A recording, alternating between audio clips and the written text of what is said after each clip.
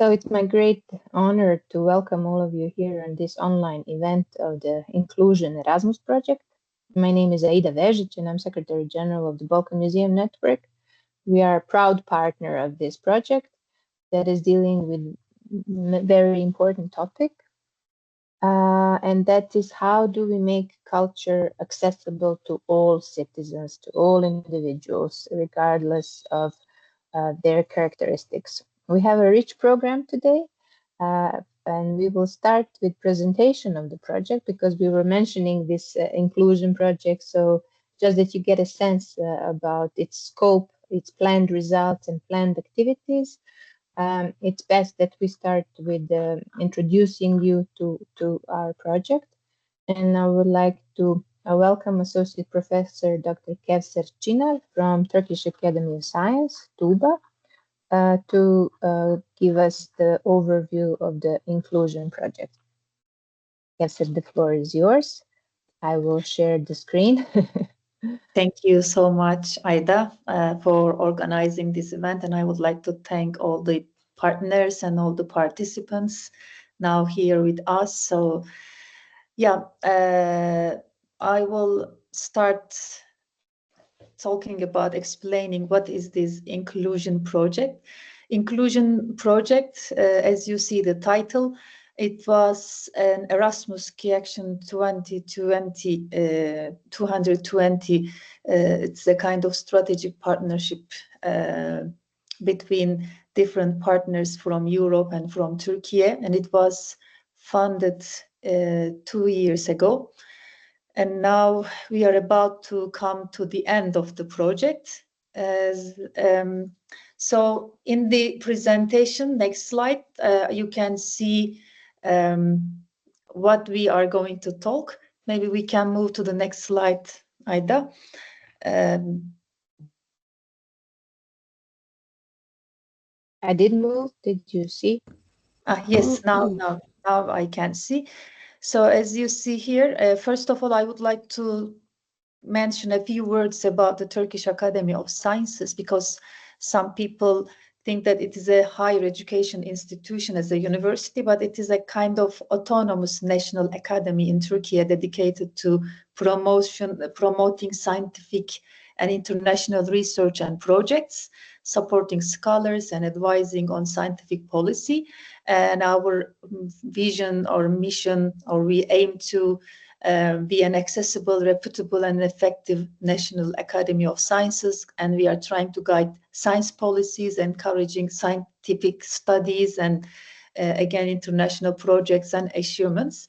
So we work as the applicant, but of course, this project is a project with the partners, because we have very valuable and strong partners in this project. As you see, from Turkey, we have Anadolu University and Özel Sobe Autism Center, private Sobe Autism Center, and Artifactory from Greece, and from Netherlands, SEALS and Balkan Museum Network. As now Aida, they are organizing these events. So in the project, we can move to the next slide. I would like to talk about the project aim. Our aim actually is to increase the accessibility of individuals with different types of disabilities to cultural heritage places and tourism places, to overcome the lack of resources. And our project somehow focuses on creating, designing a new e-skills portfolio for students, for the cultural heritage experts or museum curators, for university students, or for anyone who is willing to learn and eager to know more knowledge about it. So any kind of related staff, trainers are also our target group. So we want to assist somehow audiences with visual, auditory, intellectual disabilities and mobility impairments and autism spectrum disorder. Also, we focus on 5 different category of disabled audiences. And the main objective of the project is to reconcile the educational curriculum and market the needs for an inclusive cultural heritage as per the United Nations Convention on the Rights of Persons with Disabilities. And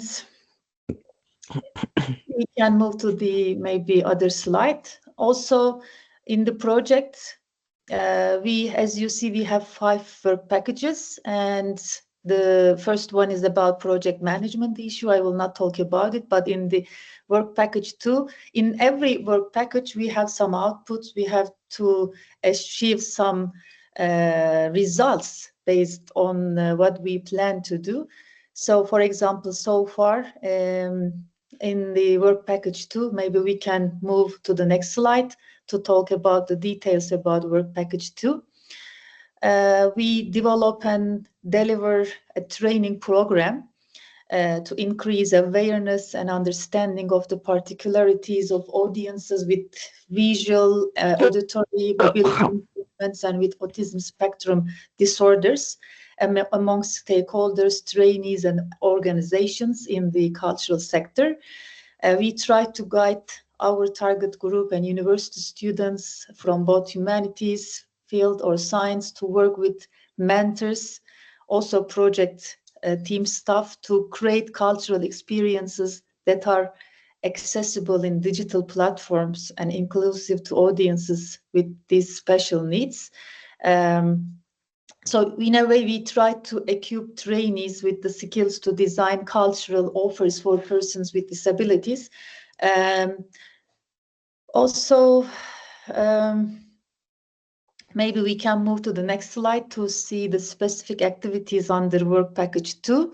As you see here, we have 3 activities, and the first one, before developing the training program, we carried out 2 surveys, qualitative interviews with sector representatives from cultural heritage sector and tourism sector, and also the skills needs survey, also with the special education trainers, and then skills needs survey we carried out in the heritage sector for audiences with special needs. And there we try to identify the needs, the skills needs and the training needs of the target audiences, as they will also, we try to understand the needs of these trainers and educators, because we need to guide them and train them, as they will replicate the training in their own countries, in their own organizations or institutions. Then we conducted a training needs analysis to determine all the skills and knowledge gaps of the project target group. And this training program was designed to address these gaps and ensure that target group have the necessary competencies to effectively carry out their roles in the project. And the training program first prototype and explained in the study visits in Sarajevo, Bosnia Herzegovina last October. But later also this training program was delivered in a classroom-based training and online training, and they will be all accessible through our project website. So you can have an access to learn about more details, or if you are curious about this training, you can check our project website as well. And also, yeah, you see now we work package 3. But under work package 2, also we developed a guide based on the easy to read methodology, and Anadolu University was leading this guide. Maybe Dr. Tezcan will talk about it when he was talking. It was about, again, guidance of the related people, the specific characteristics of these disabled audiences, how to approach them in a museum or in cultural heritage places. So this was also another output of work package 2. And under work package 3, we aims to, again, focusing more the knowledge and tools and methods to design inclusive cultural heritage experiences for disability audiences. And in that way, we try to train the students to interpret cultural heritage and design digital experiences using replicable tools and inclusive methods. And for that, from Art Factory, Dr. Dorothea leading this, delivering the MOOC and giving the online trainings about the digital cultural content, how to create digital cultural content, and developing shared references codes and new paradigms of representations for disability audiences. And we try to establish or to give information about the standards for accessible digital narratives tailored to various disabilities. And in terms of our project, also we need to define a skills portfolio for the target group and for the students working at the intersection of cultural heritage, digital innovation, and special education, bridging a crucial skills gap in the labor market, because there is a huge gap in the labor market. It was also, you will hear about the results of the survey, and then you will understand how big is the gap actually in terms of accessibility in tourism issue. So under Work Package 3, we directly try to support the project overall goal of promoting inclusive, technology-driven and participatory access to cultural heritage. And as I said before, we developed a MOOC. Art Factory was responsible and the leading on this work task. So they developed a MOOC in heritage interpretation consisting of 4 module online courses, and aiming to help students and the related target group understand heritage values and interpret assets through aesthetic, social, and spiritual lenses. Also, we developed an online training in digital culture, and we implemented this, and a digital workspace enabling and collaborative training platform also developed. Then also open access on audiovisual library. We are planning to create a shared digital resource for educators and students to exchange knowledge and best practices in accessible digital heritage experiences under this Work Package 3. And we are still delivering these resources when we complete under this open access audiovisual library.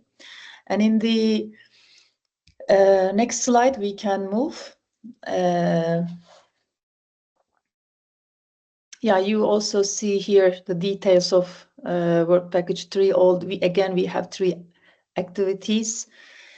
And also one of the activities about adapting the digital cultural content to audiences with disabilities, we try to give training activities related with storytelling techniques for the generation of audiovisual narratives for audiences with disabilities.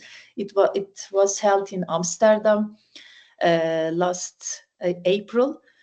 So we get some training about content design, training in digital culture, training materials, and the skills portfolio, because we are planning to design a digital storytelling as a part of ebook concept, because in the next deliverable on the Work Package 4, maybe we can move to Work Package 4. It was, the title as the leading had students to rewind the digital cultural supply for audiences with disabilities. Under this work package, what we are trying to aim again, equip the students and the target group with the competences and micro-credentials, especially, I mean, from the target group, the educators, the trainers, the museum curators or cultural heritage staff, to provide them, to equip them with the competencies and micro-credentials required to redesign and enhance the digital cultural supply chain for audiences with disabilities. So we try to address a critical societal and market gap, because there is a limited accessibility to cultural heritage. despite it is proven contribution to personal happiness and well-being, and it is a right for everybody. Everybody has the right to access, to visit, to learn, and to have this experience actually. So we try to define and validate. We are going to do this. We haven't finished this yet. Some micro credentials reflecting essential transversal and digital skills in terms of organization, intercultural awareness, accessibility design that enable future professionals to serve disability audiences effectively. So now we are on the work package 4. We are working on the activities, and also it will help foster employability and talent retention within the heritage and cultural industries by building a pool of qualified graduates capable of delivering inclusive, experience-based cultural services. And also advance accessibility innovation in the heritage sector by integrating digital storytelling, inclusive design, and policy orienting thinking into higher education curriculum is something also important. So we are trying to achieve this, but we have to admit that it is a really challenging project because we are focusing on very diverse target group in the disability from the disability audiences. So it is a bit challenging because we even do not have a proper sample who is trying to adjust a tourism asset into a digital platform that is accessible for all these kind of disability group. So it will be something challenging, but we are really trying to do our best, at least to show some samples for the ones who are interested to learn more. And based on this project, I hope we can move on and continue to learning from the mistakes or the problems or the challenges we have in this project, how to cope with them and how to improve them.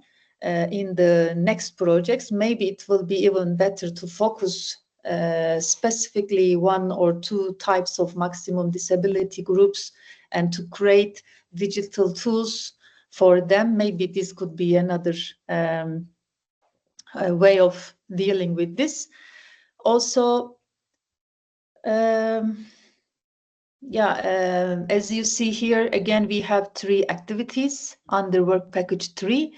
So what we are going now, as all the partners except Netherlands, we choose 8 cultural heritage assets or places from our regions, and then we try to focus explaining or giving information using digital storytelling for the disabled audience. So we have to simplify the text, the explanation, the storytelling, and then we will using this sign language tools and subtitles and also audiovisual versions and some video adaptations. We try to make these assets, we will work accessible for this group.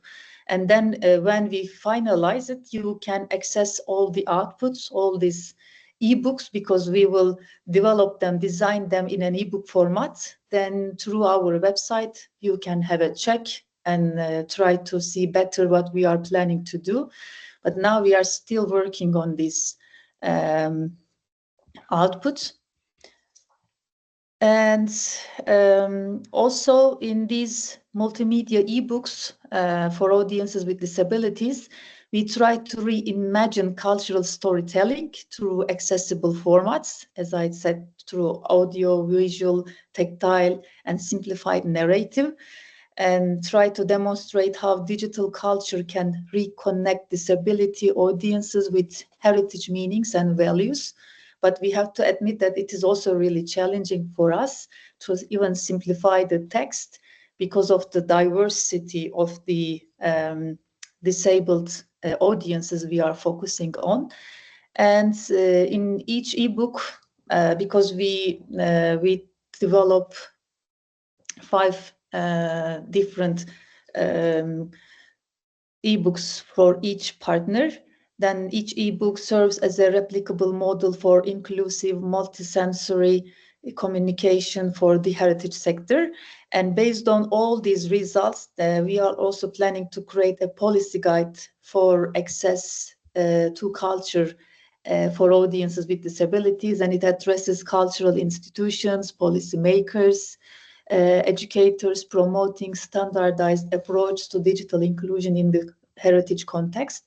Also, the evaluation and validation of the outputs of these ebooks is also important for us, because at the end, when we complete the ebooks, all ebooks and learning activities will be tested by the real participants with visual, auditory, intellectual, and mobility impairments, as well as autism spectrum disorder.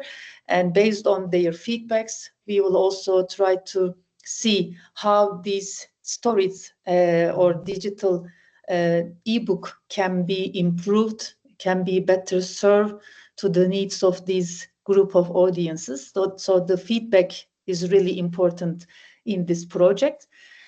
And yeah, the essence of work package 4, actually we try to transform the inclusion from a conceptual aspiration into a measurable credentialed and policy informed practice. So we try to empower the students, the learners, the educators, the trainers to create accessible cultural narratives and validates their competences through open badges and support the heritage sector long-term competitiveness by nurturing an inclusive digital workforce. And our last work package is communication and kind of dissemination. So branding project achieved results.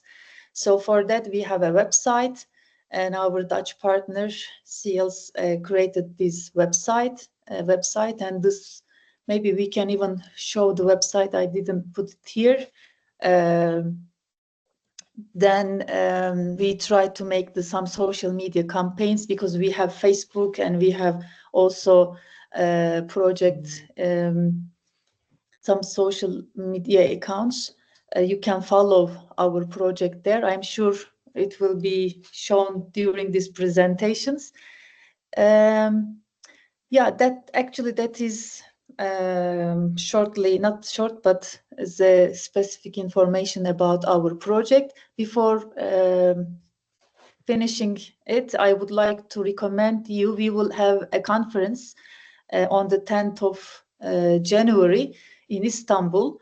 It will be held in Bosporus University, Boğaziçi University. So if you are interested to join, we can even have a hybrid format, so you can even present online. The registration is free, so you can send your abstracts, and the deadline is extended till 15th of November. So you can just click, or you can just contact with us for more information, and we can help you. Because it is nice to, if you have some experiences, if you want to share some ongoing research, some best practices, or you just want to learn or hear what we are doing, what the others are doing related with that topic, you are very welcome to join us in that conference as well. So thank you for your time. And if you have any questions, we are here to answer. Thank you, Kevser. It's not easy to summarize such a comprehensive project that deals with many stakeholders and many interests. And having said that, I would like to invite our participants to write in the chat the name of the organization where you're coming for. We are now 44 people, just to get a sense of the representation. If you are coming from Association of Disabled People or from a museum, you can write down your institution and a country. But let's move on with the presentations. I will invite my colleague, Dr. Tezcan Çavuşoğlu. I'm sorry if I mispronounced your surname. He will talk about the research done by Anadolu University related to comparative perspective on accessibility for individuals with disability in Turkey. Tezcan, the floor is yours.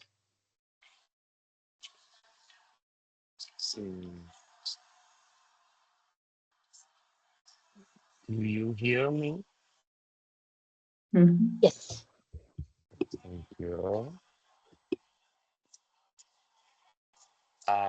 Hello, dear inclusioners. This is Dr. Tezcan Çavuşoğlu speaking from Türkiye, Anadolu University. As Aida and Dr. Kevser said, we did lots of things in the world, but being an inclusioner is a never-ending learning process, actually. For this reason, in our road, we did some research to shape our next step. And this setup, we try to create some education materials like easy to read some documents about how we support accessibility in cultural heritage site.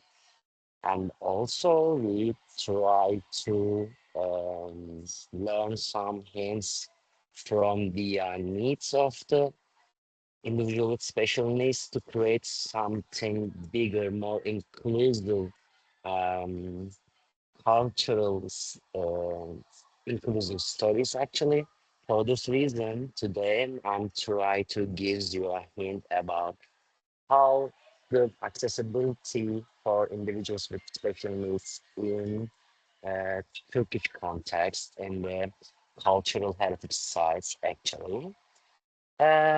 This study explores some stakeholders' experiences of accessibility at cultural heritage sites that participants, including parents, individuals with special needs, and our individual with special needs and the parent representing some um, groups like learning disability, individual with physical disability, individual with um, vision loss and blind and hearing, individual with hearing loss and deaf.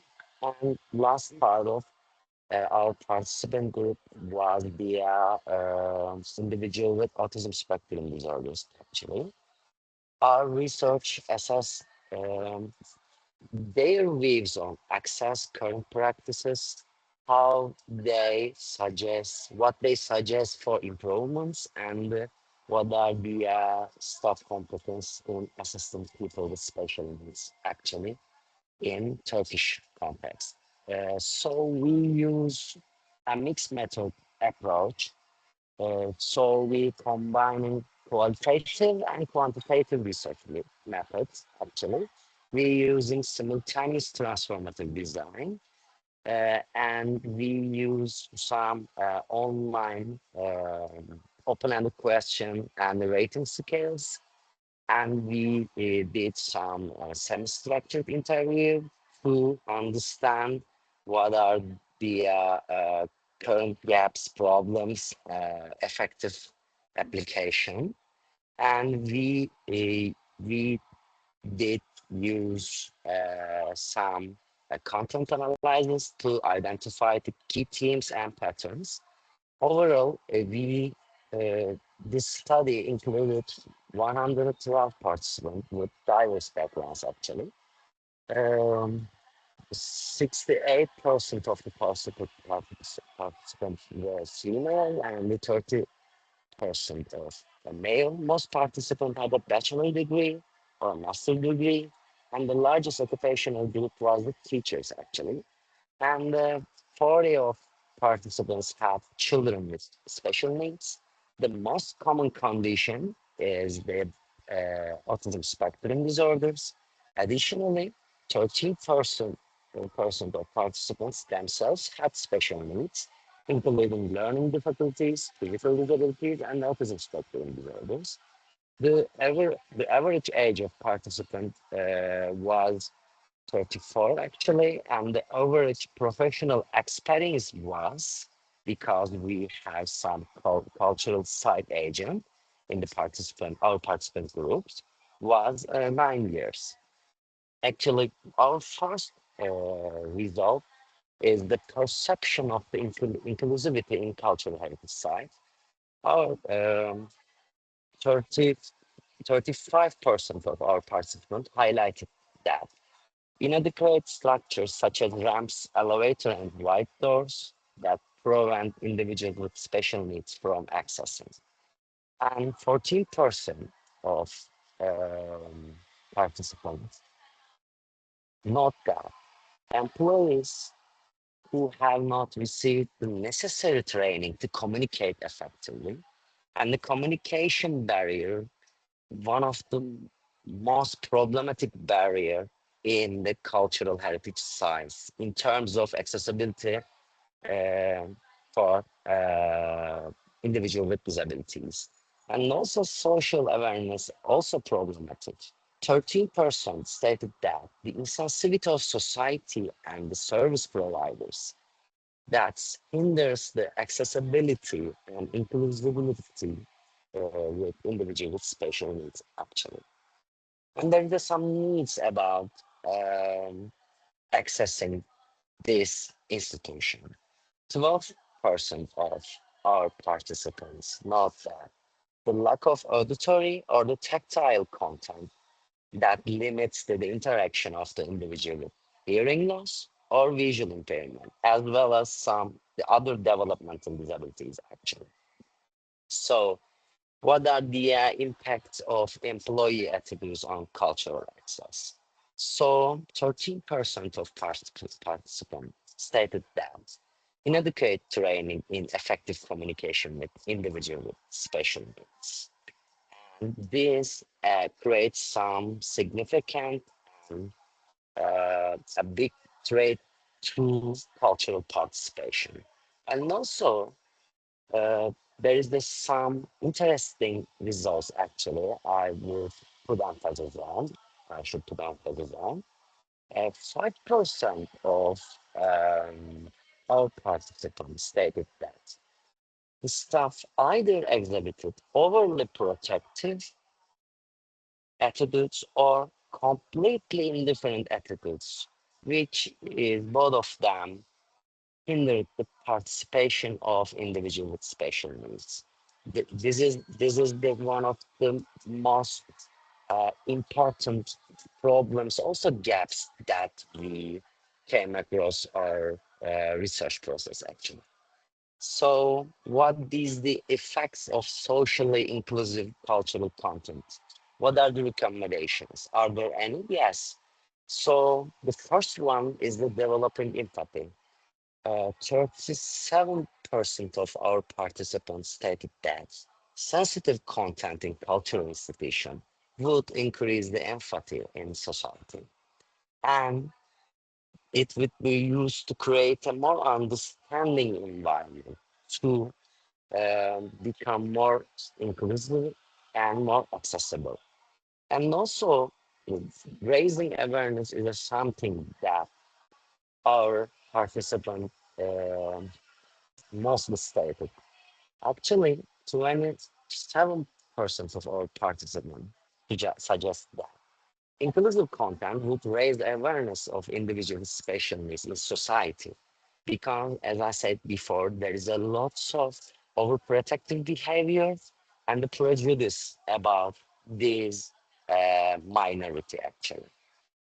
So, if we talk about prejudice or empathy, we need to talk about how aware are they of their cultural rights. Actually, our study shows that participants had varying levels of awareness regarding the cultural rights. While 40% of participants stated that they were aware of their rights to access cultural heritage sites, a significant proportion admitted that they lacked knowledge, and some participants emphasized that need to develop accessing rights and make them more accessible, actually. While others other participants stated that they were unable to actively exercise their rights for various reasons. What are the various reasons actually? Actually, it's kept hidden in the application. Let's talk about the effectiveness of the cultural heritage application actually. When we ask about the effectiveness of current practices in cultural institution in terms of inclusivity actually, our participants stressed that has significant gaps. Many stated that current practices are insufficient to encourage the participation. And one participant or one of our participants observed that um, the current cultural heritage practices have made some progress, like using braille or using the visual signage or the audio description, but innovation may be needed for this field to develop further and become more inclusive. And he stressed that the cultural heritage agents need to comparative education to communicate, not also for inclusiveness, but also their um, their specific progress in their specialty actually. They want this. When we examine our results, they want some serious courses about how to communicate with the different groups, not only individual with special need, but also individual with have some communication problems actually. So keep going with the other initiatives. Um, our study revealed that awareness of the successful inclusive initiatives in cultural heritage site is said that through alarmingly low, while some participants could identify positive examples, such as accessible living centers, free access to companions or brochures, the majority either had no knowledge. I mean, the majority, like 40% of total participant group. It's a uh, very serious percent actually had no knowledge of such practices or expressed negative views about existing efforts actually. So what are the recommendations for improving accessibility in terms of successful inclusive initiatives?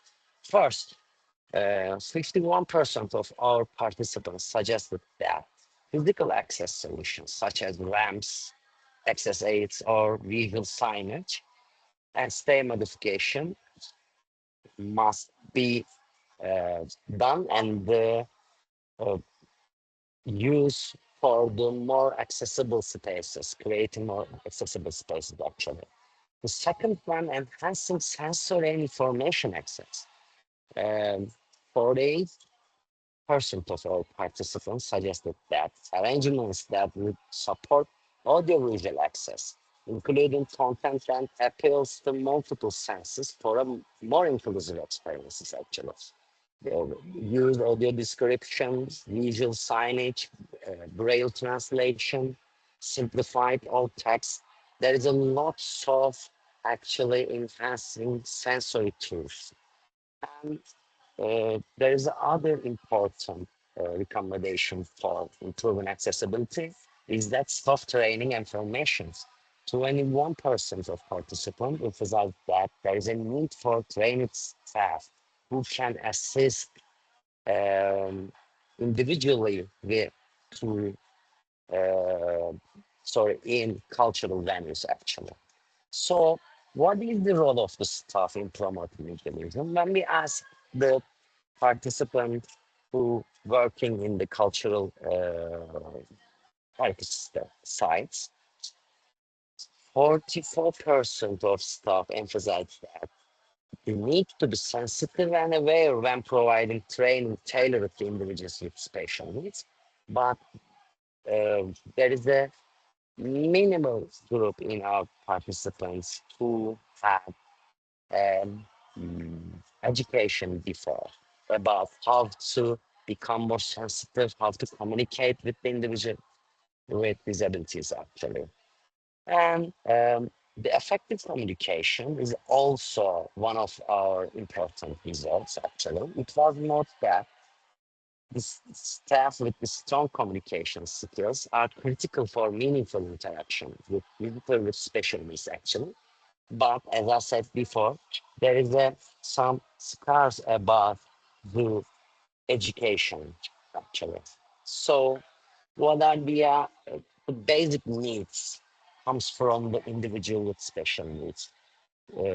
25% of our participants emphasize that the importance of accurately analyzing the needs of individuals with special needs and providing appropriate support and tailored solutions must be done as soon as possible because as one of our participants who have children with autism spectrum disorders uh, saying and alarming this situation. As you see, the mother experience actually summarizing the needs, supports, and empathy situation. Um, and also, there is some need about raising a social awareness. 20, 20% of our participants stated that society is sensitive to the needs of individuals with special needs, facilitates their participation to cultural heritage sites. Most of our participants believe that both individuals with special needs and also cultural heritage sites agent believe the society um, does not fully know how is feeling have a disability or um, the special needs. Because of this, these cultural heritage sites could not be fully examined because of this gap. For this reason, there is some problem. Firstly, for the physical access, actually, between 50% and 64% of our participants rated the condition for building access, contact with institution, parking areas, restrooms, cafes, lockers, rest areas, information points, and lots of them uh, highlight the important areas for improvement, but uh, there is some limitations for physical accessibility in those areas. Sadly, lots of our participants, like half of them, rated average or below average. This these institutions accessibility. So, what about the individual with special needs and their parents? How do they get information? When we asked about obtaining information on cultural heritage sites, participants cited social media as their primary source, while websites and word of mouth also emerged as important sources. However, uh, 56% of our participants rated the accessibility of tourist information at cultural institutions as average or below average. That indicating significant gaps in the presentation and accessibility of information tailored to visitors' specific needs. Actually. So, what are the recommendations about um, alternative information presentation? So first one is the use the media tools. 36% of participants stated that alternative media tools such as Braille, audio description, and tactile models are not widely available or are only offered to a limited extent in cultural institutions. And the other important requirement is that our 24% of our participants emphasize that tools such as Braille or visual auditory content need to become more widespread, actually. So, what about the recommendations about these technologies, actually? Or 90% of our participants believe that AR and VR application, which enable to visual exploration of inaccessible spaces, lots of cultural heritage sites are national treasure.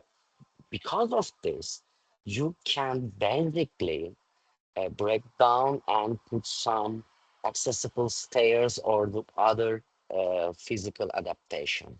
But you easily put some VR and the AR adaptation of these cultural heritage sites. And other recommendation is about voice description and guides. Nearly uh, all of our participants rate the audio description as important accessibility tools that provide vital information. Both visually impaired visitors and the other visitors actually, because giving some audio descriptions enrich the experience for all visitors actually. So how they see the importance of the digital accessibility tools. As you see, participants largely recognize the importance of various digital accessibility tools. The highest rated tools include the tactile devices, interactive games, and audio descriptions. All of them nearly over 90%. They rated these accessibility tools important or very important. Uh, these results demonstrating strong consensus on the value of digital accessibility solutions actually. So what are the current issues and gaps? So nearly half of our participants reported that sensory access materials such as tactile replicas are insufficiently provided or limited. So 40% of our participants stated that interactive experiences, which are particularly valuable for visitors with special needs, are insufficient. So, uh, what are key findings? Actually, our study revealed a significant gaps in accessibility for individuals with special needs in terms of physical access, staff training, information accessibility, and sensory experiences in cultural heritage sites for Turkey. Most participants, like 56 to 64%, rated physical accessibility feature as average or below average. So what we recommended to inclusioner or cultural heritage site agent, first, remove the physical barriers and standardize the accessibility in cultural heritage site. If the cultural heritage science is hindered the physical adaptations, apply multi-sensor adaptation on them, and design cultural spaces as teaching environments with explanations ranging from the simple to complex, and create predictable environments through maps, brochures, and social studies, and using AR and VR to become more accessible actually. And last but not least, expand digital accessibility tools and tactile experiences for all um, person who need to experience the culture, actually. Thanks for listening. Is there any question about this research? I'm gladly try to answering it. Thank you, Dr. Tezcan, and I would also like to emphasize that we will share the presentations with the participants because the presentations are so rich with data and there's so much to digest. I'm aware that you are not able to stay with us until the end of the meeting when we will have discussion. So if anyone would like to comment or react or ask a clarifying question now about what has been presented in terms of identified barriers and key recommendations, please, you can unmute yourself and ask a question. Yeah, please.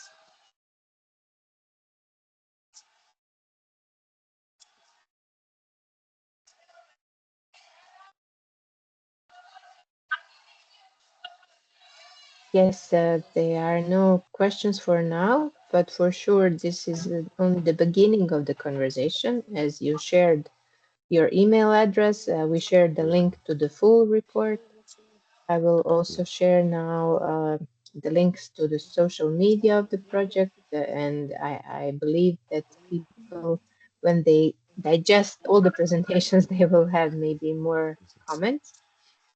We thank you for your really comprehensive and very nice visually presentation, for your efforts to be with us here today.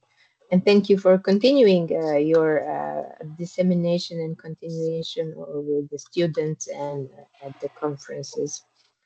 We heard now part of the research report, but maybe just to go one step back to hear about the overview of the whole report, why we did it and what are the content elements. I would like to invite Dr. Mürsel Doğrul, an associate professor at the National Defense University, specializing in international relations, to give us a 15-minute presentation of the report.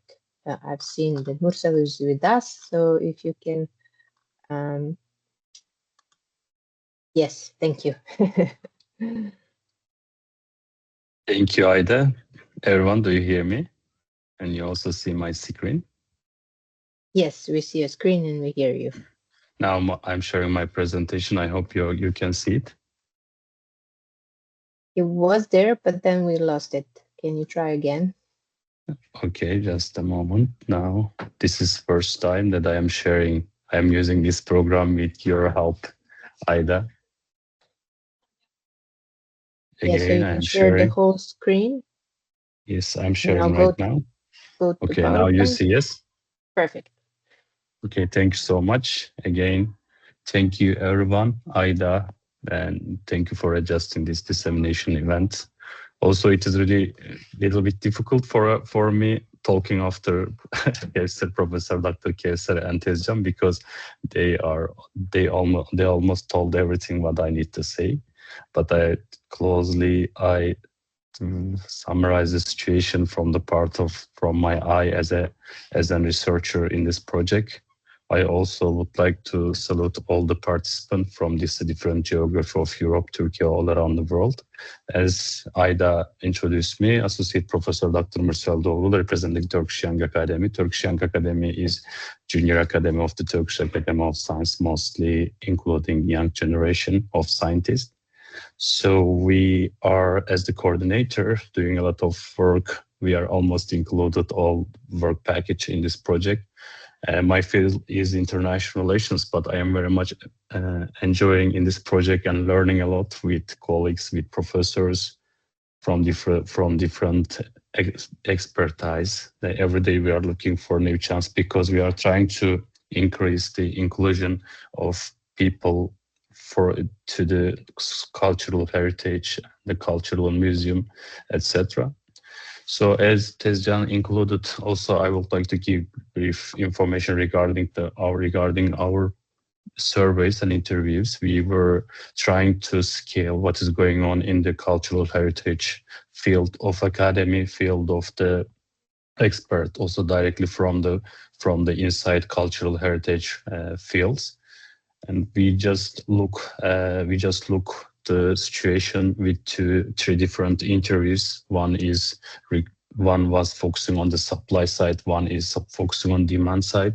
Supply side was for the work of the museum, etc. But demand side, the user of this cultural heritage place, I am saying right, they are using or they are benefiting, but all in this process, we have aimed to make some kind of awareness that this place should be advanced or transformed to be more inclusive.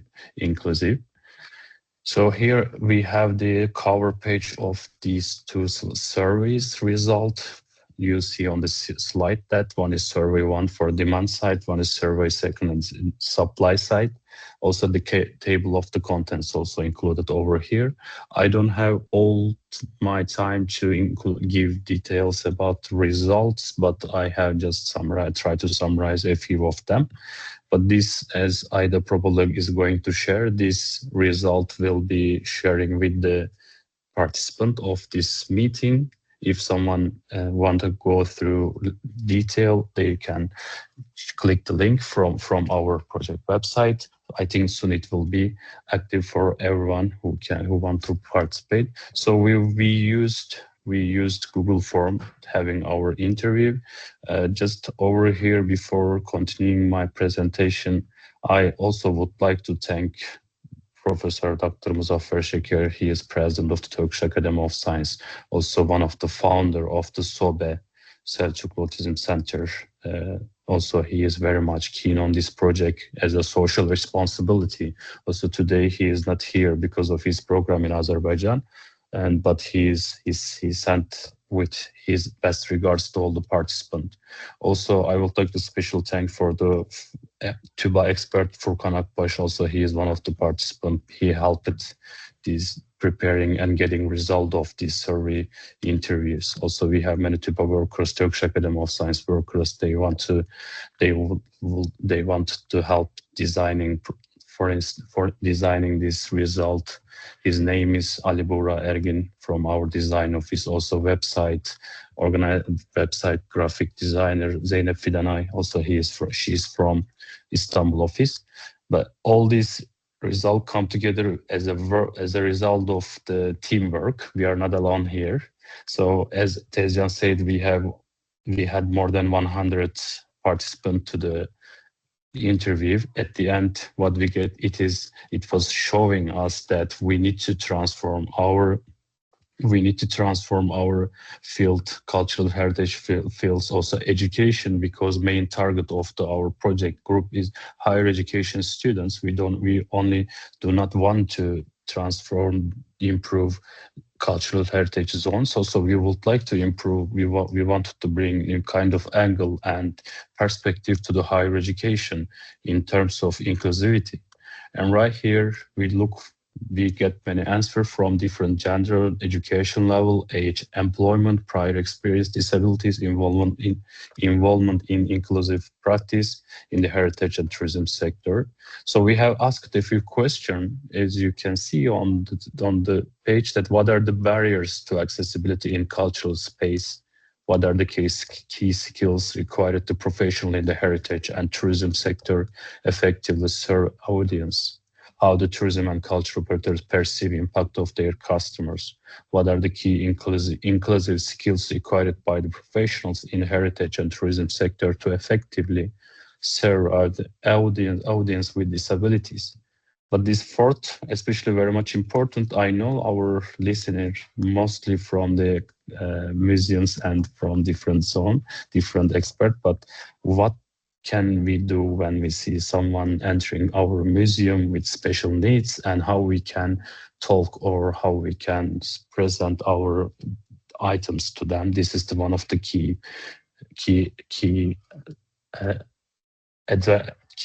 target of our project. But also if we go back that while we are starting this project in Ankara with a kick-off meeting, there was one concept or notion. It was pretty much to draw my attention that we are doing social innovation. When we say that innovation only in engineering or maybe medicine science, so etc., positive science. But if you look life from the perspective of innovation in the social science, which is totally from the field of this project, we just try to make the families of disabled people's parents' life more quality, more enjoyable, while their children or their relatives having their great time in the museum site or higher education site, without boring, without crying, getting crisis. At the same time, we want to make their parents or their own life more enjoyable, intellectually developed. So that's why our target groups really always force us to be enthusiastic about this project. As lastly, what are the primary barriers and the challenges preventing the implementation of inclusive practice in the heritage tourism sector? How can they be overcome? So here you can see our participants' genders rate. We have more than 42 genders as male and 57 participant females. And the age distribution, as you can see, starting from 18 until 49. And what are the educational background, which is pretty much important for our project, is that primary school just 1%, secondary school 6%, high school 15%, associate degree, and the bachelor, which is our target group, 57%. This is also verifying that our interviews asked to or reached the right target groups, and graduate and postgraduate level is 18% over here. So we are, the result shows us that we really reached well-educated target group and from different level. And we also asked them their experience on this field. Are they having any experience before we asked this question here, right here? They say that they didn't get any education regarding the inclusivity. That just a few of them say that yes, we are having this, but generally what we have learned from the inclusive involvement practice, they said that before they didn't get 59% of these people say that they didn't get any education regarding involvement in inclusive practice in the museum and the higher education field. So this is very much striking point for our project. Just before transforming these places into the more inclusive one, even the workers or students, they didn't be aware, they didn't get an alarming point or regarding the lateness of this need. So this was very much needed for us before starting this project. But of course, there are many more things to be done. But as this Erasmus project, we have certain limits, as you can imagine. We just started with our valuable participant from abroad and 3 participants from Turkey. But for the future, we got very great information from the result of the interview that for the future, we can focus more extended and more collaborative project, because there are a lot of things need to be done. So right here, the employment in the heritage or tourism sector, if we look at who are the participant and who are the participant from different part of our interview, the local municipalities participated our interview, 14%, Ministry of Culture 13%, museum galleries 11%, and archaeological site, cultural centers also totally 16% over here. So we again asked them about their participation in the education, which is bringing insight into their inclusive mindedness. Here we have low engagement, also high engagement from different groups. All will be sharing in our well-designed research report. And we have also asked question regarding vocational training or apprenticeship internship term. And also the other case, the conference and other education accreditation to the Higher Education Council of Turkey, or we just had our result from Turkey. We just asked is there an accreditation or non-accredited training in the inclusive sector? So on the other side, I'm checking my time because I don't want to make Aida angry. But so I can recap with last 2 minutes as awareness at the end of these interviews. We just got very striking and very interesting points that we need to include. We need to focus on more the inclusivity of different groups, disabled group especially. We should first of all increase the training and awareness before turning these places into more accessible one. First of all, we need to realize that in our mind that there are barriers. Even not disabled normal people, they cannot understand what these special needs people needed while reaching these places. In the photo, you can see only one wheelchair person, but we are talking about 5 different categories. So we need to do more things and we need to communicate more. We need to focus our project and the other social responsibility behavior towards this field. There are technical needs, as Professor Dr. Kevser summarized clearly. Also here I have included that helping someone with intellectual disability, how it must be, and for other target group, what we can do, all are including our project. Also, the key findings of our interviews told us that commitment to inclusivity should be increased, effective communication, also the other result which we got, and personal development in understanding of disability, which is equal to the awareness in this part, the collaboration with disabled staff and stakeholders, the adaptive management approaches embrace the social dynamics and diverse knowledge. All maybe you will realize that tells us that we should be so sustainable, even awareness. We should force ourselves to focus continuously to their needs while we're increasing our technological transformations. As a normal person, we should also include some innovation for these disabled groups. So the barriers and challenges in serving disabled audience is lack of training and knowledge should be alleviated, and inadequate resources, infrastructure, limited awareness about disabilities, lack of experiences. This all strongly realized at the end of the interview. And while we are finalizing our project in the conference, we are going to emphasize in our presentation. But so far, you can see on the slide that we have consolidated research report, which can be shared for the interested listener or the expert. Also, we have the easy-to-read book, which is also one of the results of our experience in this project, is going to be published as the publication of the Turkish Academy of Science with the help of the project team.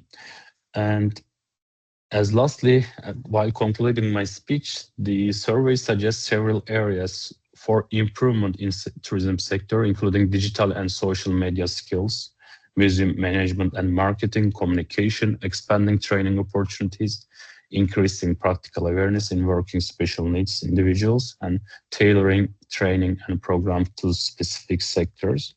But our project is just, I think we are very much started to feel that it is just beginning of a bigger page. We just jump into the very beautiful field to be more helpful or more functional for the society. As Turkish Academy of Science, this time we are doing our science for humanity.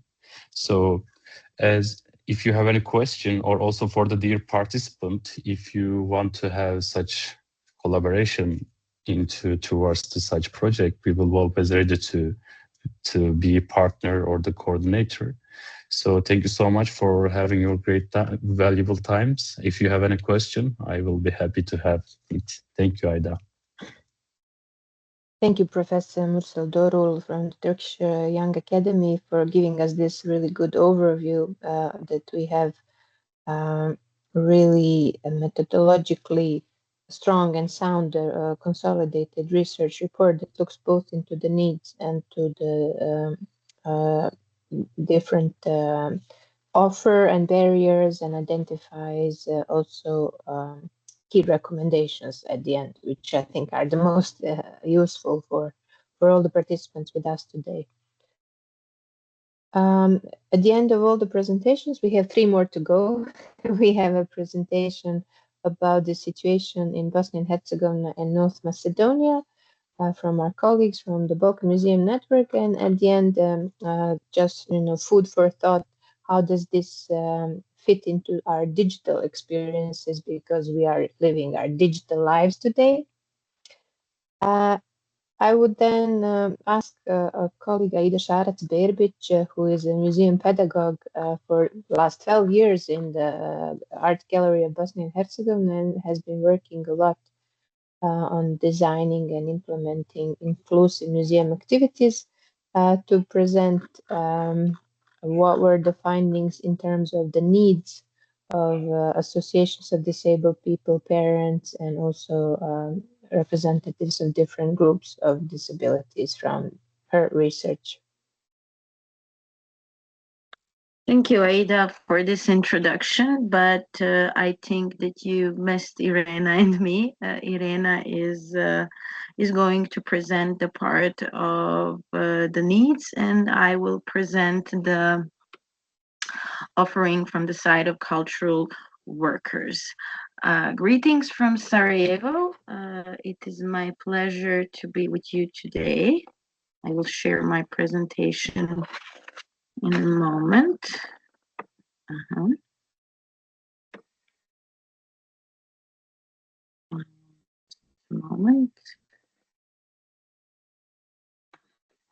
So in our research in North Macedonia and Bosnia and Herzegovina, we also try to investigate how much the cultural institutions are accessible in terms of architecture, information, and sensory accessibility from the perspective of cultural workers. But today I'm going to focus specifically on the skills that cultural workers need to have in order to satisfy this population.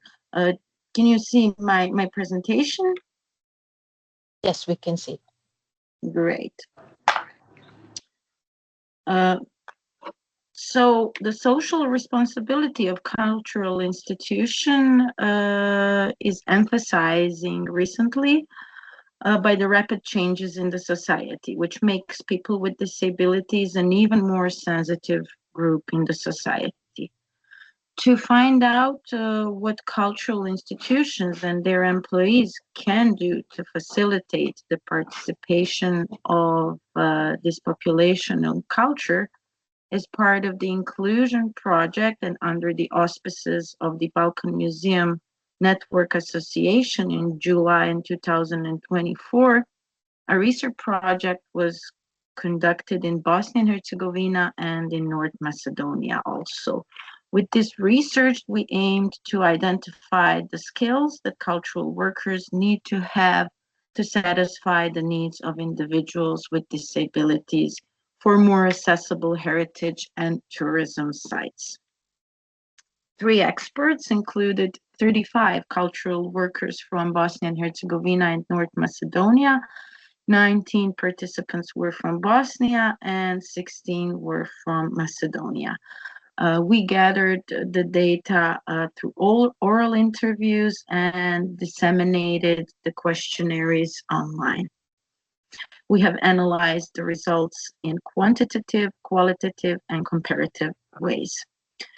So firstly, let's see the demographic data of the participants. Most of the participants are highly educated. So we can see that we had 6 cultural workers with a PhD degree, 17 of them holding a master's degree, and 12 of them are graduates. Most of the participants are females, so more than a half from North Macedonia, and over 70% participants from Bosnia are also women. Most of the participants are in their 50s, 40s, and 30s.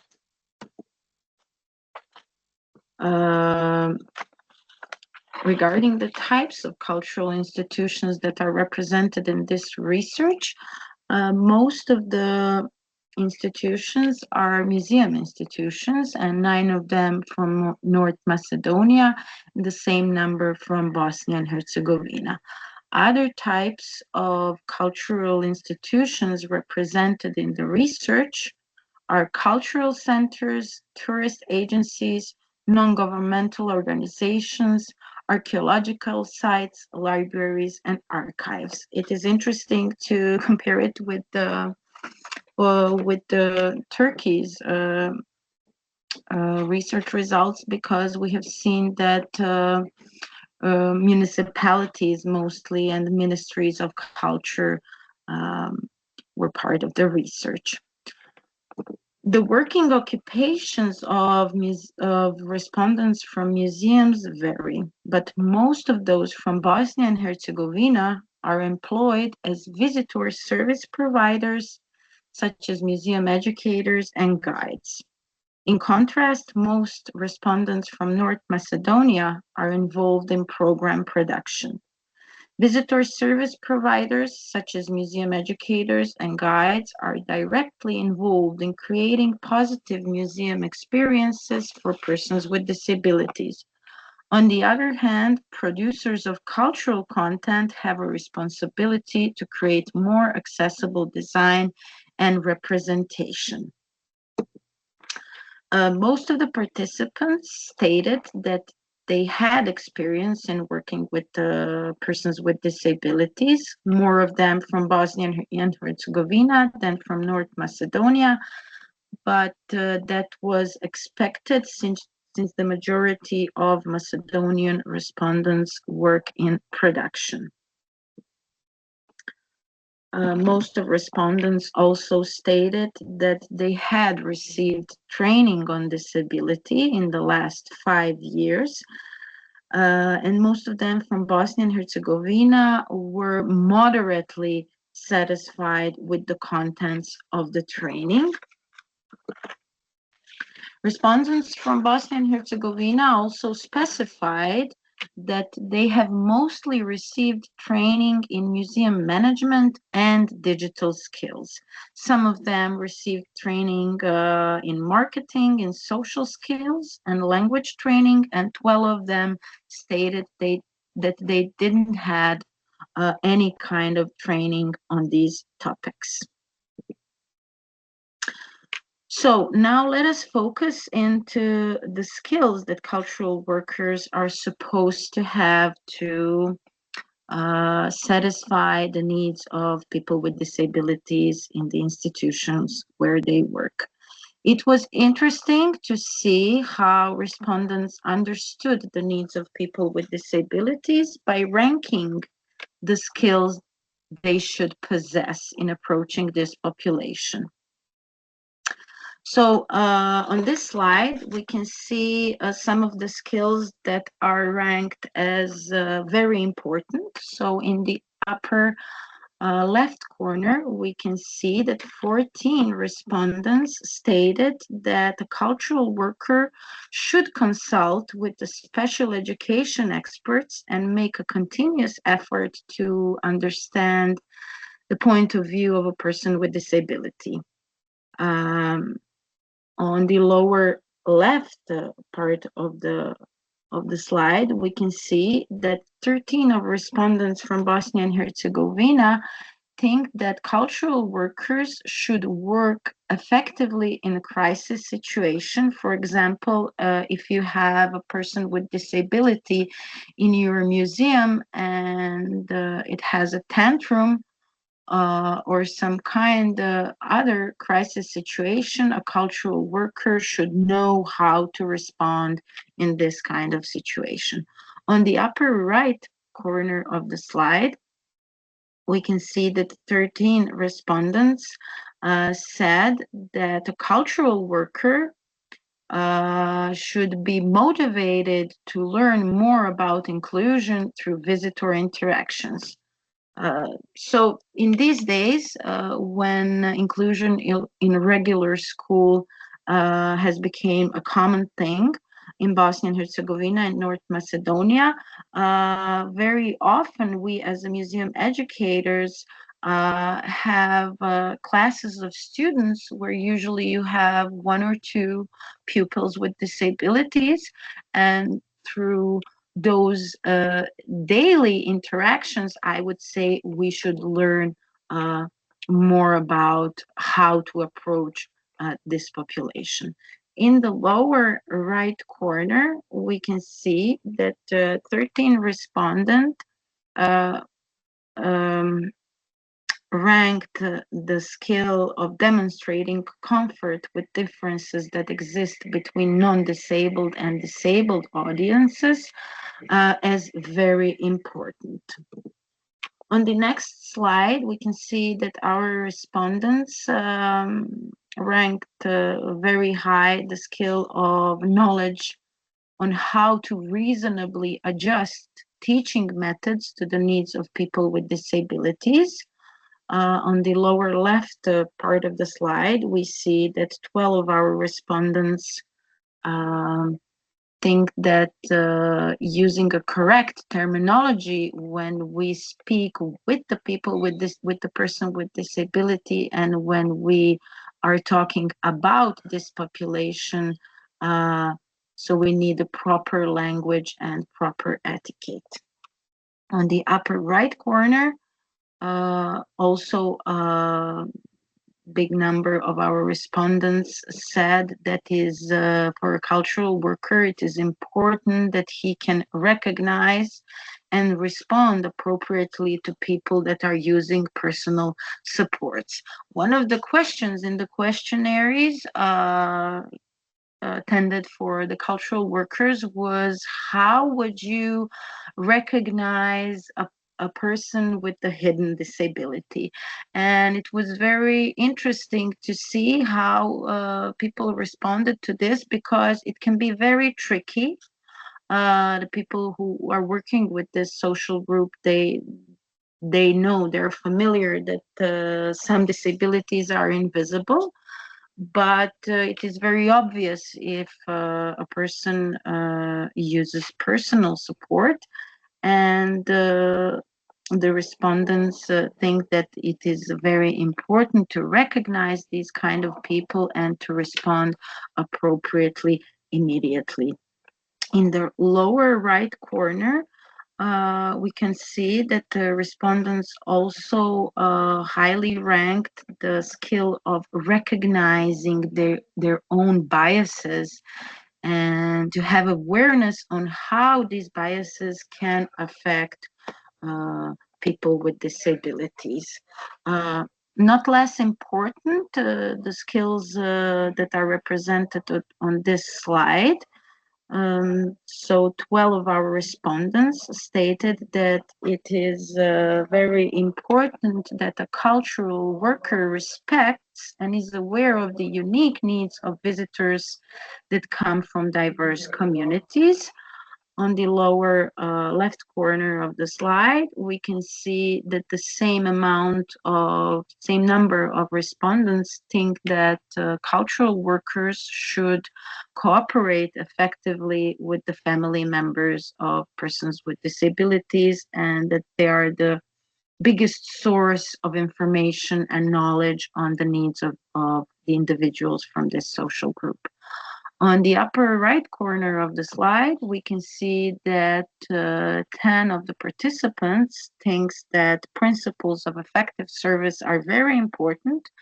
5 of them stated that the principles of effective service are important, and 2 of them somehow important. In the lower right corner of the slide, we can see that 9 of our respondents, so a little more than a half, think that having a range of theoretical and practical skills is required to generate solutions to specific problems that can occur during working with people with disabilities in cultural context. 10 of the participants stated that digital assistive technology skills are important. 4 of them think that they are very important, and 3 of them that they are somehow important. On the lower left corner, we can see that 8 of the participants stated that understanding the historical events that have caused harm to particular cultural groups are very important. Also, our participants stated that versatility in recognizing barrier to access and accessibility are important and very important. Also, a demonstration of willingness to relinquish control in encounters with others, to risk failure, and to look within for the source of frustration, anger, and resistance are recognized as important and very important skills.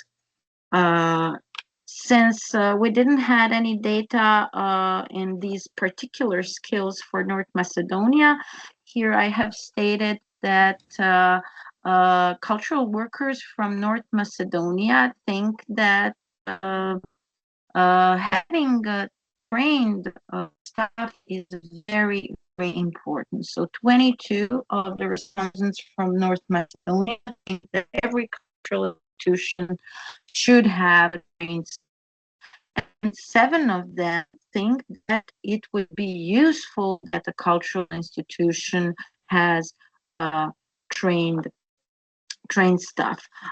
So in a conclusion, and objectively, when we resume all of these research results, I can say that cultural workers are quite aware of the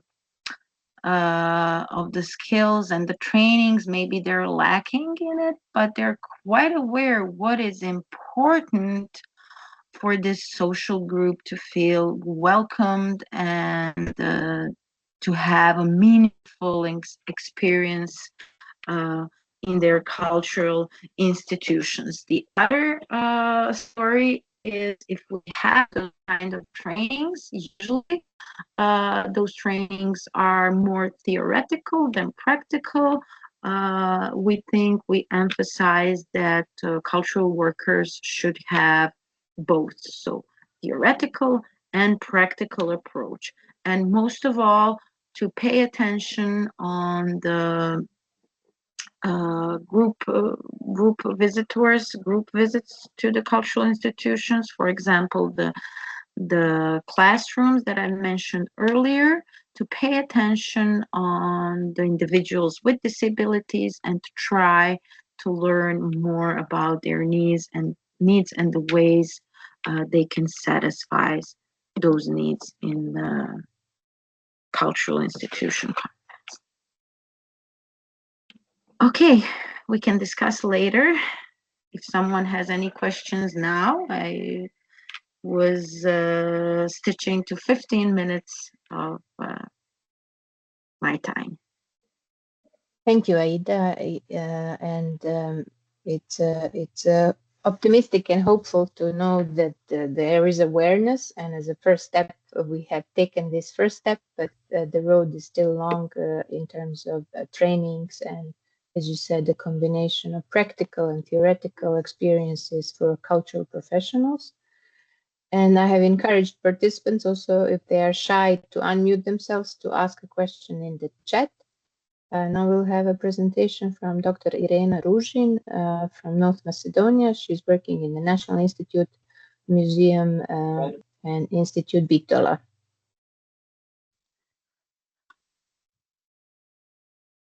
Irena? Yes. Thank you for opportunity to speak about the results we gained from the survey. I can now share my presentation. Aida Šarac is still on the screen, I think.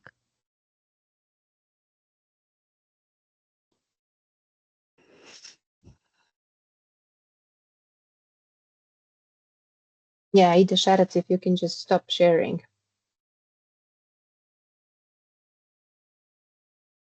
Thank you.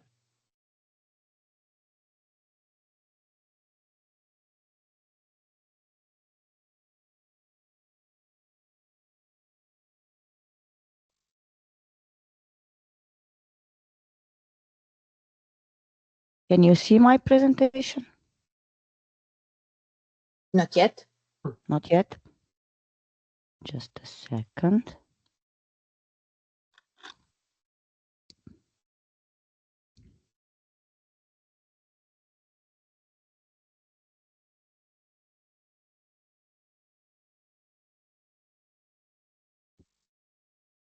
Share the whole screen and then the PowerPoint. I am sharing the window and I cannot Not the share window, right share now. the whole screen. Share the whole screen, not the window. Ne znam. I have your presentation open. If you want, I can share. Entire screen. Let me see.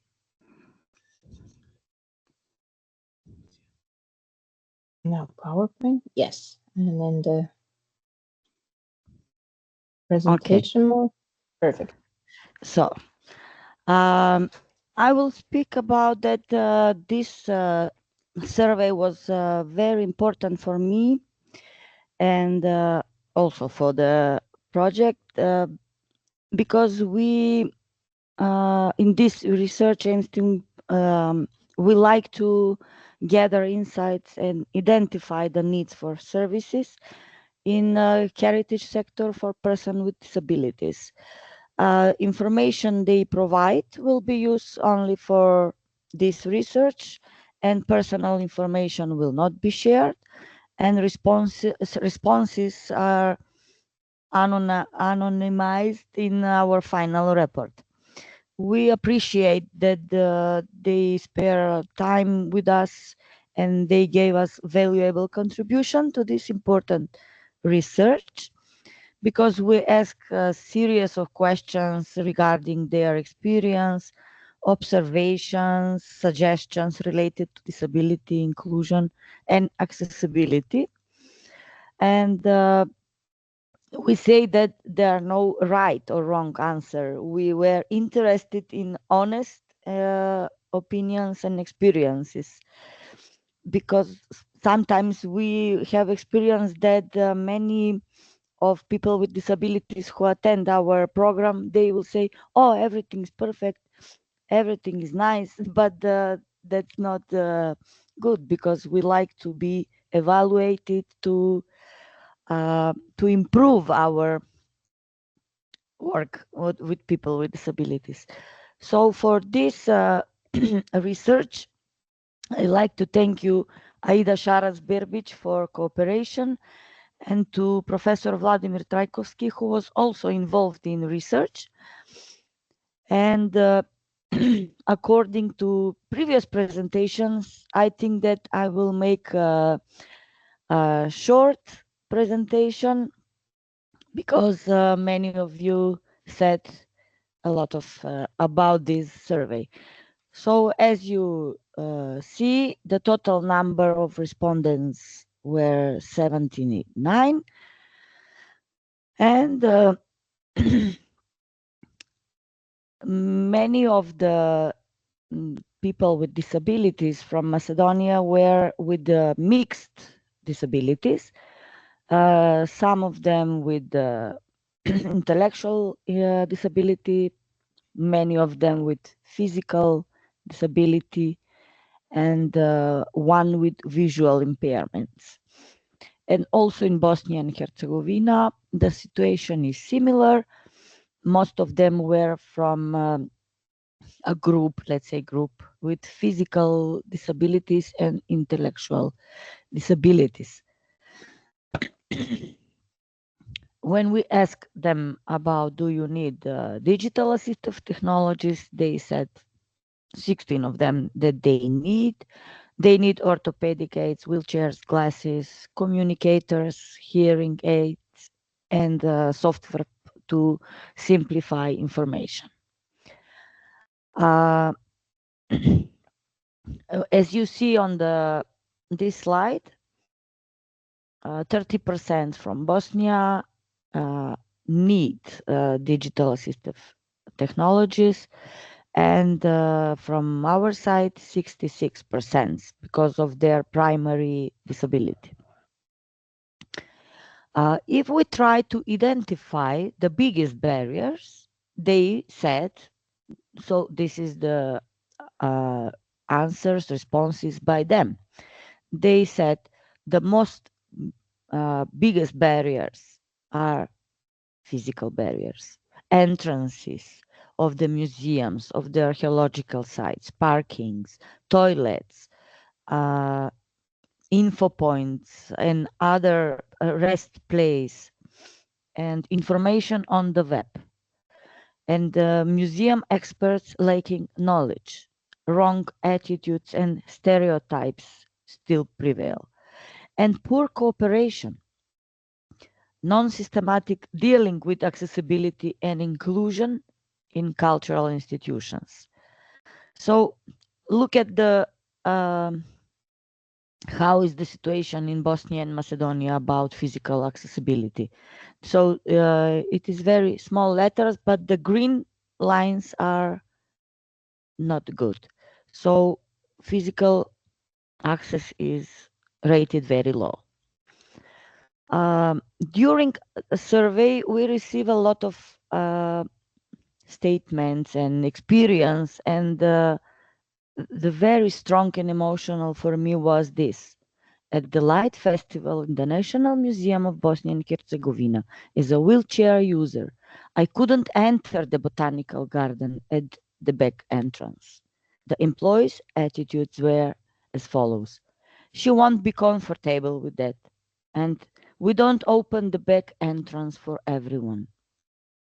There was a lot of experience and confessions and everything, but there was also an positive. When I was present at some cultural activities together with a person with disability, I noticed great sensitivity and support from employees. I assume that employees' attitudes are largely shaped by the resources they don't have in the workplace and don't have the tools to be inclusive. And in our lot of questions about accessibility, there was a question about information accessibility, and information accessibility is rated low. You can see on the graph, information accessibility is very interesting that we receive a lot of responses and percentage that social media networks with the 69.4 are very important for them, and accessible online forums for expressing personal opinions about cultural content, 72%. Because when we ask how you are informed about the content in museum and cultural centers, and they said social media. So we have to be focused more on that. And about digital technologies, how digital technologies are important for them. We receive almost equally important for respondents from the Bosnia and Herzegovina and Macedonia, but I heard Tezcan today that they receive a nice, let's say, rating for AR and VR, which was not the case in Macedonia. They were not so sure about the immersive technologies are good for them. So the sensory experience, sensory accessibility to cultural institutions is also rated average. When we ask them about what kind of didactic material and sensory content and what the cultural institution offer to you as tactile replicas and other sensory experience, they said 69% they don't have that. So I think that here on that questions, they are not well informed, because I know that there are sensory experience in many museums. And according to braille text, audiovisual content, etc., they said also no, the museums and cultural institutions don't have that content, so I will say they are not well informed. And do you have information about in Bosnia and Herzegovina? Also, they said no, they don't have. So we receive a lot of positive comments, especially for my museum and National Gallery of Bosnia and Herzegovina, where Aida Šarac works, about our projects. For her, about the project Blue Artism as a positive example for people with intellectual disabilities, and also for our museum, which is really active in improvement of accessibility and content. We constantly adapt for people with disability, together with my colleague Jove Parkovski. And they said that the museum Toše Projevski in Kruševo, you know, Toše Projevski is a new museum and it is a new building. So it was really easy to adapt and to build accessible museums. But for our buildings, it's very difficult to make them accessible, because many of them are cultural heritage monuments, history monuments, etc. So we are trying to understand them, but also they understand us, that we are doing maximum for overcome the obstacles and barriers. They believe that cultural workers should be familiar with the needs of people of disabilities, because they will develop empathy and sensitivity for ethical and professional reasons. Everyone should have equal access to culture to implement better quality content in practice as a key to social inclusion. And they are expecting that cultural institutions should be places where everyone feels welcome. And this is to ensure that they don't violate fundamental human rights. And according to that question, human rights in Macedonia, many of participants in this survey, I was surprised, they don't know a lot about the human rights they have. So that's one point which I like to accent, and due to better communication. And they said that the importance of understanding the needs of people with disabilities is vital for staff in cultural institutions to ensure equal access to cultural heritage, enhance the visitor experience for all, promote social inclusion and diversity, uphold ethical responsibilities, comply with legal standards, improve overall service quality, raise public awareness, which is very important, and reduce stigma, and provide experience, professional, and personal fulfillment. Cultural institutions could promote the inclusion of people with disabilities in many ways. Employing people with disabilities, in my case, there was only 2 who are employed.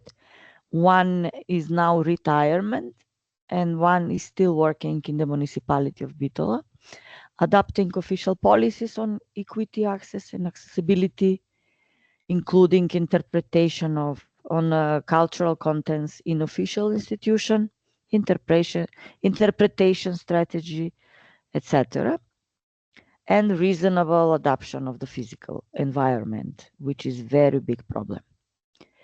And they said about recommendation, the museum collaboration with association and schools for special education is key to building trust.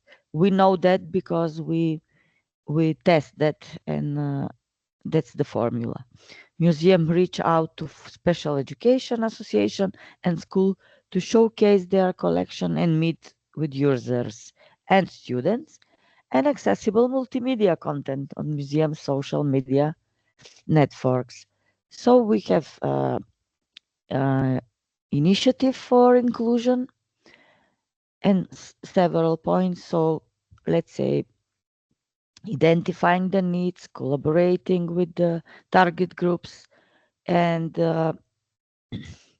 using methods that are reasonable, adapted to in the identified needs, multi-sensory experience, and adapted information and speech. So 3 of us experts from Balkan Museum Networks, we have to say that this was objective analysis of the findings obtained from the respondents. We didn't influence the results of our opinion of the respondents. The findings don't reflect the personal views, experience, and knowledge of experts. That's why I'm commenting every answer and response. And the findings are experts' conclusion based on data received. Experts will continue to contribute and support the work of cultural institutions with target groups to improve equity, access, accessibility, and social inclusion by providing more effective information, training projects, and other relevant resources.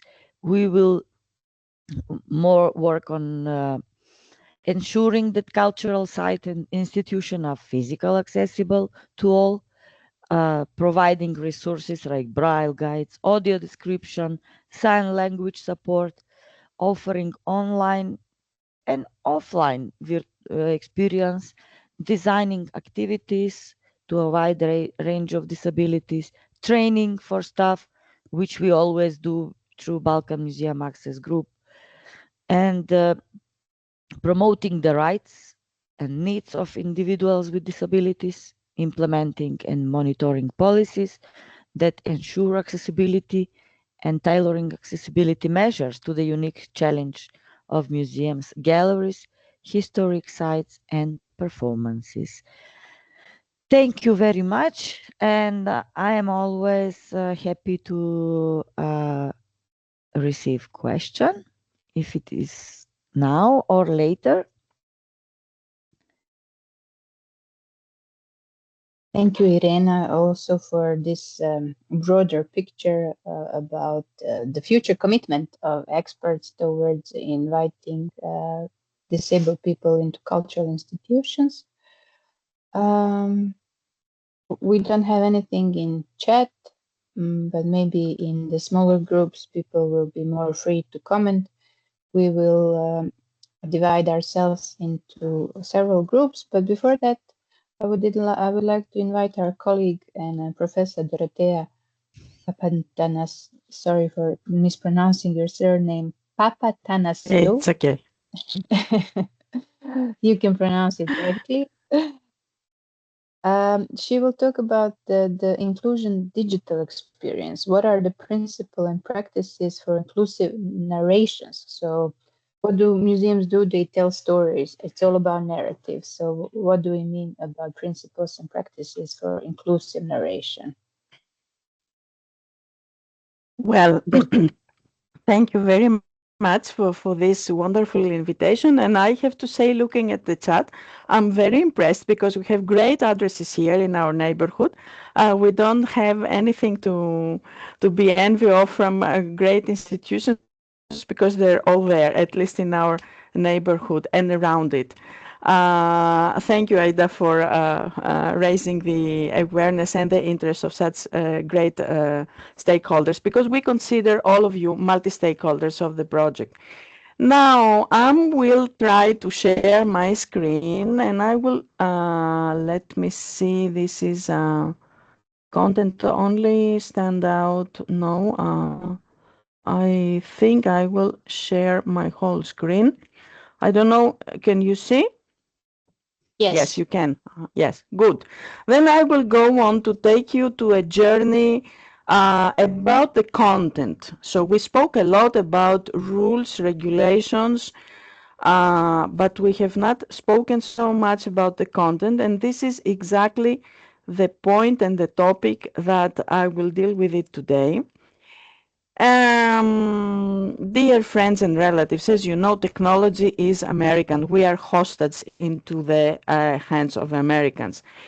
And despite the fact that they can help, technology can help to realize some interesting solutions, it can also be something useless. And I mean by that, what is the best software if you don't know how to use it? And I'm not speaking about technical issues.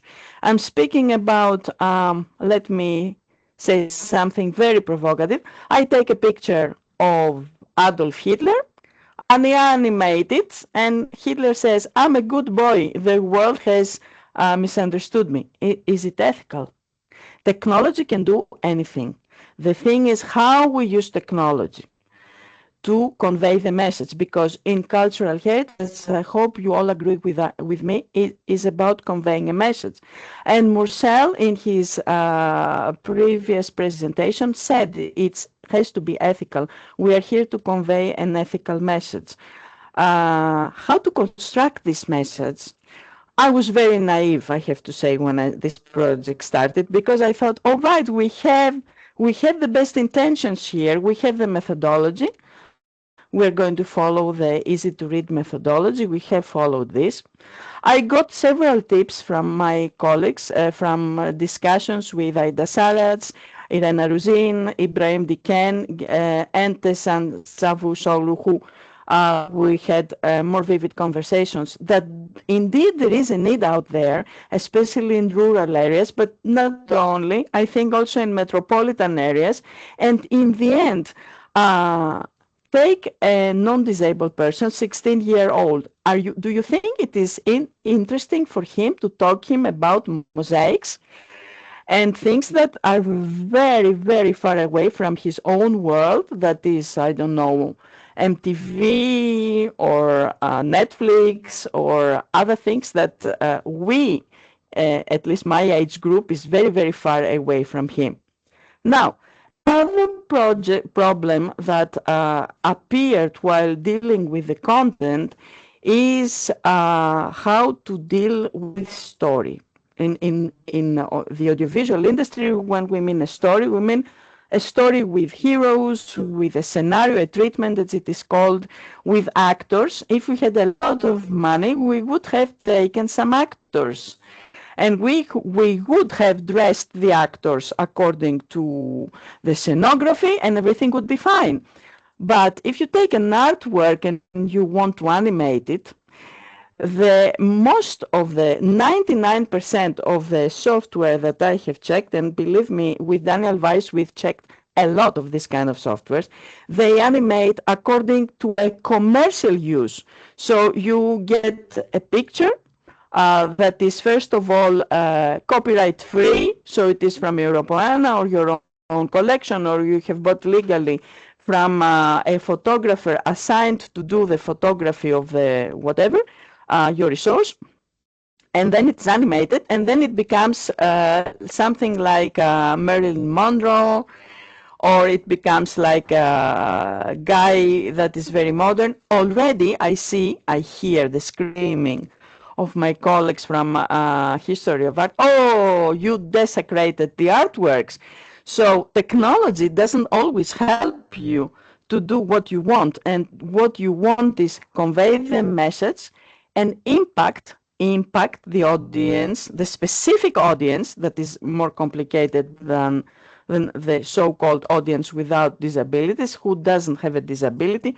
I don't belong to the disabled people, but I can't see well, so maybe a very margin of myself also belongs there.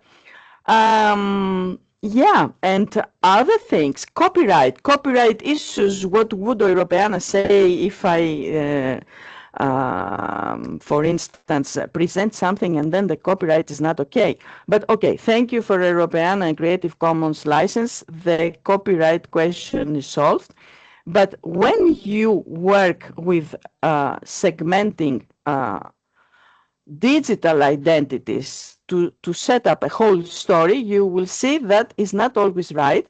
And what you think you can manipulate, because it is about image manipulation in the first place, to give you an understanding what exactly is meant, you see that, all right, this is not correctly animated, the prompt is wrong, I cannot use it because it has become ridiculous. For instance, one of the biggest problems I had with animating artworks is that the American Colgate smile was always there, and I cannot animate a saint from the 11th century or the 14th century that has a bright smile that is very modern today, but not then, because they didn't have. The software, almost all of it, is targeted to present the modern view of the human that is perfect, enhanced even by cosmetic surgery. And this is not the case here. So another part that we have to, let me say, complete or conclude with is the didactical part, because at the same time you have to explain what is the monument, what is the monument value, what is the statement of significance in a very simple sentences. And in terms of this pilot project, it's a pilot project actually, it is situated in Chios, Greece, and it deals with two distinct parts. One is a UNESCO monument, the Monastery of Neamoni of Chios, that together with St. Lucas and Daphne in Boeotia and Daphne in Attica, it belongs to the same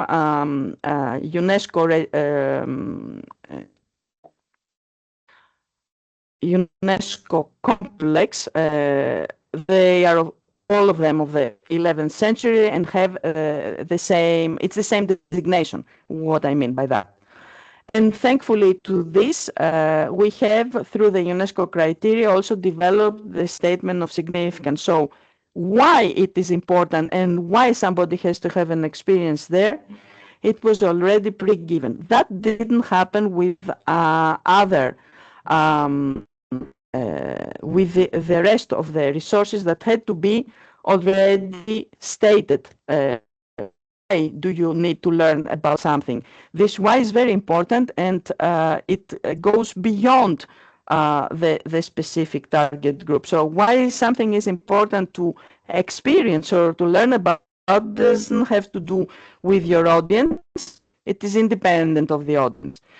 A lot of artworks have been collected, several thousands for each story, and to decide which I can use, and which I can manipulate. For instance, here you see that it is not a whole image, but it is because this part of the image was the part of the image that is missing is the destroyed part. So I also teach, so to speak, my audience, my digital audience, to learn how to look at this, and in the end, in their mind, to reconstruct. I am going to show a little bit of this that is a test, and it is in English.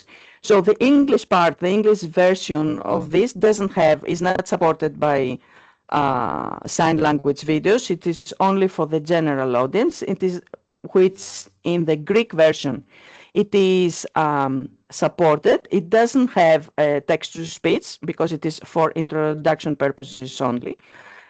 So text-to-speech and sign language videos are part of the whole in the Greek version, because the audience, as we know, the disabled people, the people that need these assistive technologies, are in the national language or in the local language.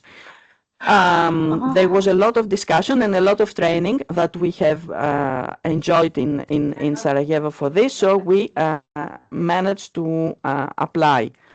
And of course, every story is different, so every story needs a different viewpoint. Now, this part of the story that I'm going to show now immediately is about someone who, as a young boy, managed to become an icon painter, how we're going to see, and he narrates his story, the story, until he became very old. Let's have a small sample, and then we can see another example.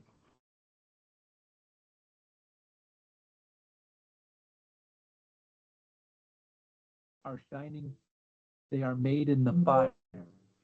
It is an art to last forever. Mosaics is the art of painting with colored glass and gems. Different skilled artists work with large amounts of precious material.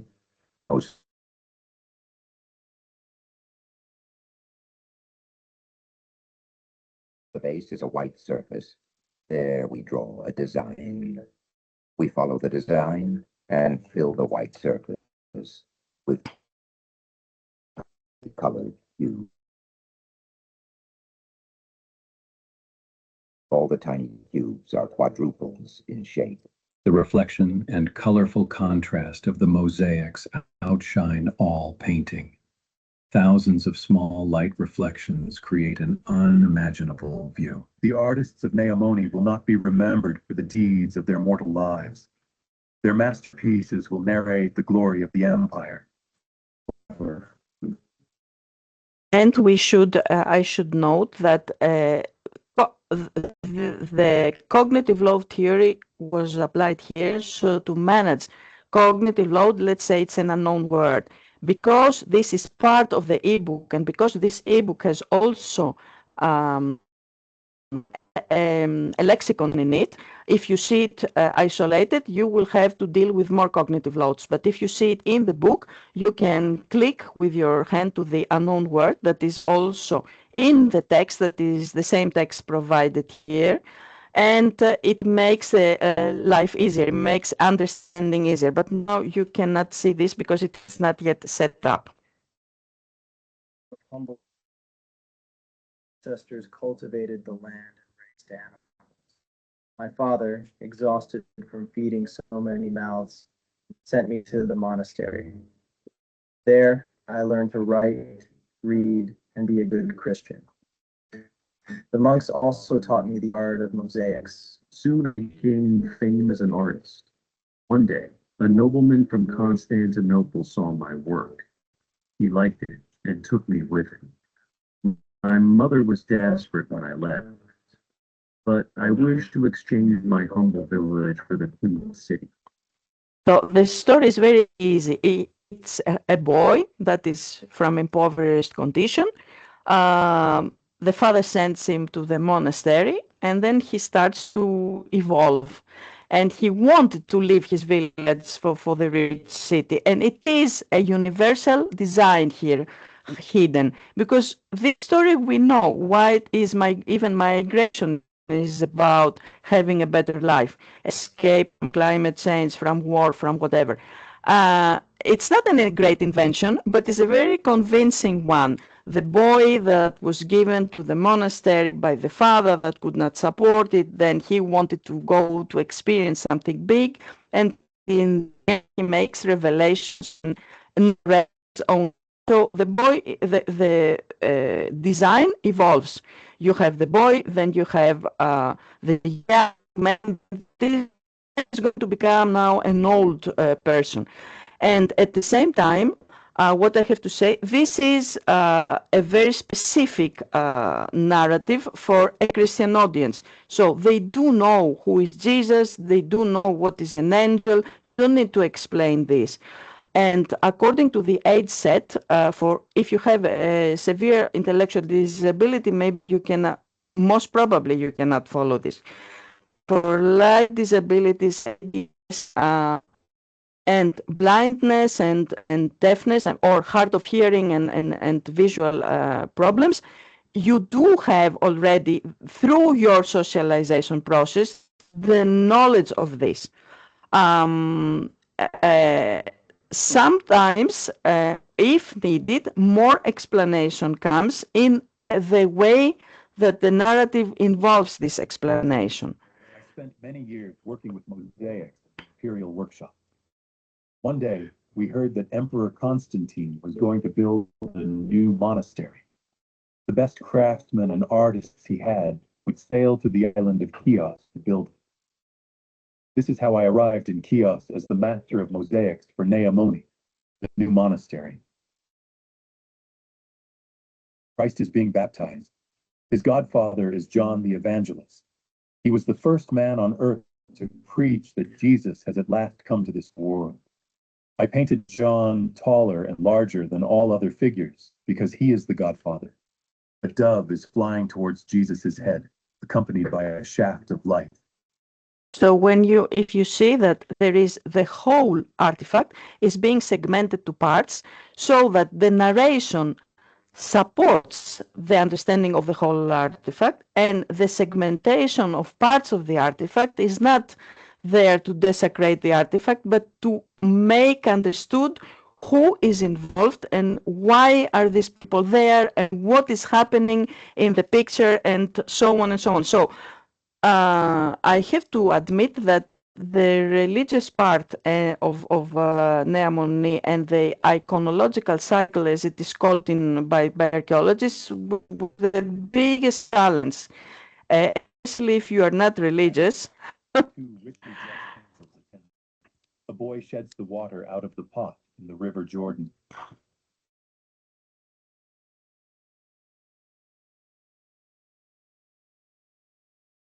One day, Jesus led 3 of his beloved pupils, Peter, John, and James, to pray at the top of a mountain. Praying, his face like the sun, and his clothes became brilliantly white. Jesus is in the middle of the scene, dressed in white, surrounded by a blue cloud. The blue cloud is the sky, where God, the Father of Jesus, lives. In painting, we call it glory. The prophets Elijah to the right and left of Jesus. They predicted that Jesus would come into this world. Now they came down from the sky to talk with him. A bright cloud appeared overhead, and a voice from the cloud sounded. This is my son, the beloved. Listen to. Jesus is very fond of John, his beloved pupil. That is why I painted John to be closer to Jesus than all the others. John, filled with awe, bends in front of Jesus. He raises his hand toward him. Christ died on the cross. Mary stands on her feet, mourning the death of her son. Her sisters, Mary Magdalene and Mary Clopa, John, his beloved pupil, and a centurion, surround Christ in deep sorrow and pain. Mary stands on her feet, mourning for her dead child. You can still feel the sorrow and the pain by looking at Mary's hands. They are crossed on her chest. She is helpless, unable to react, devastated. Her sisters, Mary Magdalene and Mary Copa, are there to support her. They show deep compassion. But are they able to console a mother who lost a child? Take a closer look at cover too. For the sake of time, Dorothea, can we maybe provide the links for the participants? I will. I have not uploaded yet, but okay. Just to comment one last thing. So, if you go to the archaeological sources and archives, you will see that this whole mosaic issue, especially in these monasteries, they have to do, and in all churches in Europe, in all churches everywhere actually, they narrate the story of the life of Christ. So it is the most incomprehensible thing you can experience as a student. I dealt with it as a student a lot. So what I have tried to make here is to segment its event from the life of Christ with emotions. So the birth that is shown in another video, the baptism as we saw here, the crucifixion, and then the resurrection. So using the elements to make the story understood. It is not my story, because this story is given by the archaeological sources. It is the story of the monument. My story, or the story of any creator, is to invent the people, so to animate the people that narrate this story in another way. So we have a lot of other things to show. That is not the only one. Maybe this one, that just as a sample for 1 minute. That is just a moment. Do you see anything? Something? No, you don't see. Just a moment. Just a moment. I have not shared. Stop. I have to stop sharing. Just a moment. How can I change this one? Or maybe I don't. I give you the links so that to save some time. Yes, these are the way to work. It's not the formula that has solved all the problems. Is the formula that accumulates the problems together. Summing up, what do I do with the vast amount of information? How do I raise the interest? How do I animate artworks, not using avatars, because avatars are popping avatars is something that gives me the creeps myself. How do I? How am I legal using only copyright material to create the narration? Because how do I calculate the cognitive load? That means how easy is my story to be perceived with all composed elements together? I'm still struggling. We are still struggling, but we do hope that in the end, something good is going to come up with this. Thank you. Yeah, I realize that we have so much to present that I think we will need one more online event focused only on content and getting feedback from our participants about the content. But we have said so much, and I would like to propose that people discuss in smaller groups. So I will copy and paste in the chat 2 questions. So please all read them. Discuss in your group. You will be around 5 people. How are these research findings relevant for you personally and what you do every day in your institution? And if you can, list at least 3 recommendations that you can implement in your organization in the next year. So something you would like to take as a first step, 10th step, something concretely that you could like to do in the next year. So discuss in your group for the next 10 minutes. We will be automatically signed, so I'm not sure if all groups will be evenly distributed. But if you can, after this 10-minute discussion about these two questions, just give us a key topic, something that was the most prominent in your, I know it's very short, 10 minutes, but try to just say something that really impressed you from these findings and what stick to you as a positive or a negative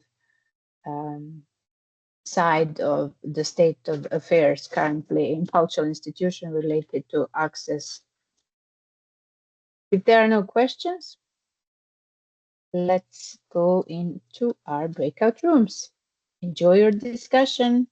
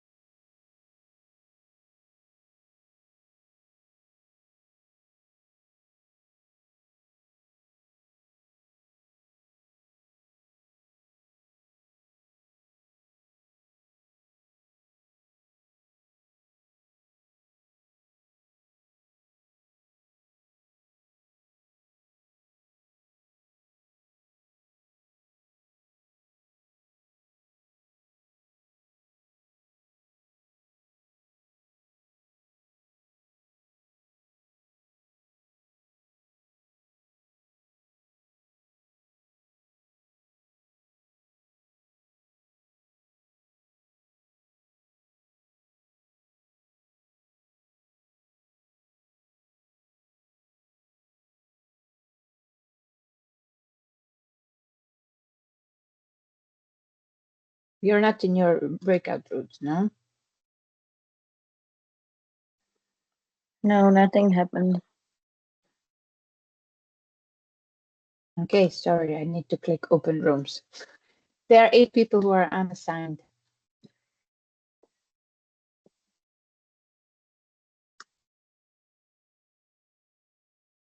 Now,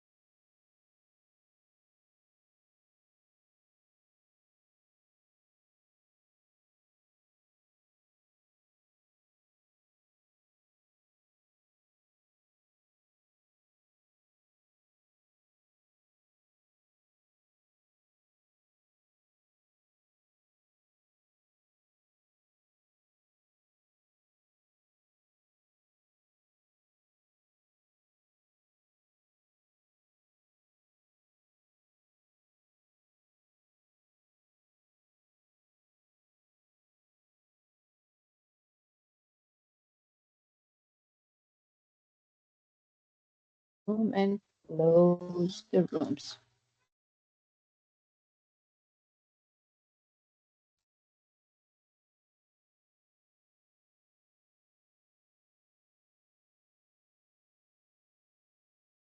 I will say the jokes.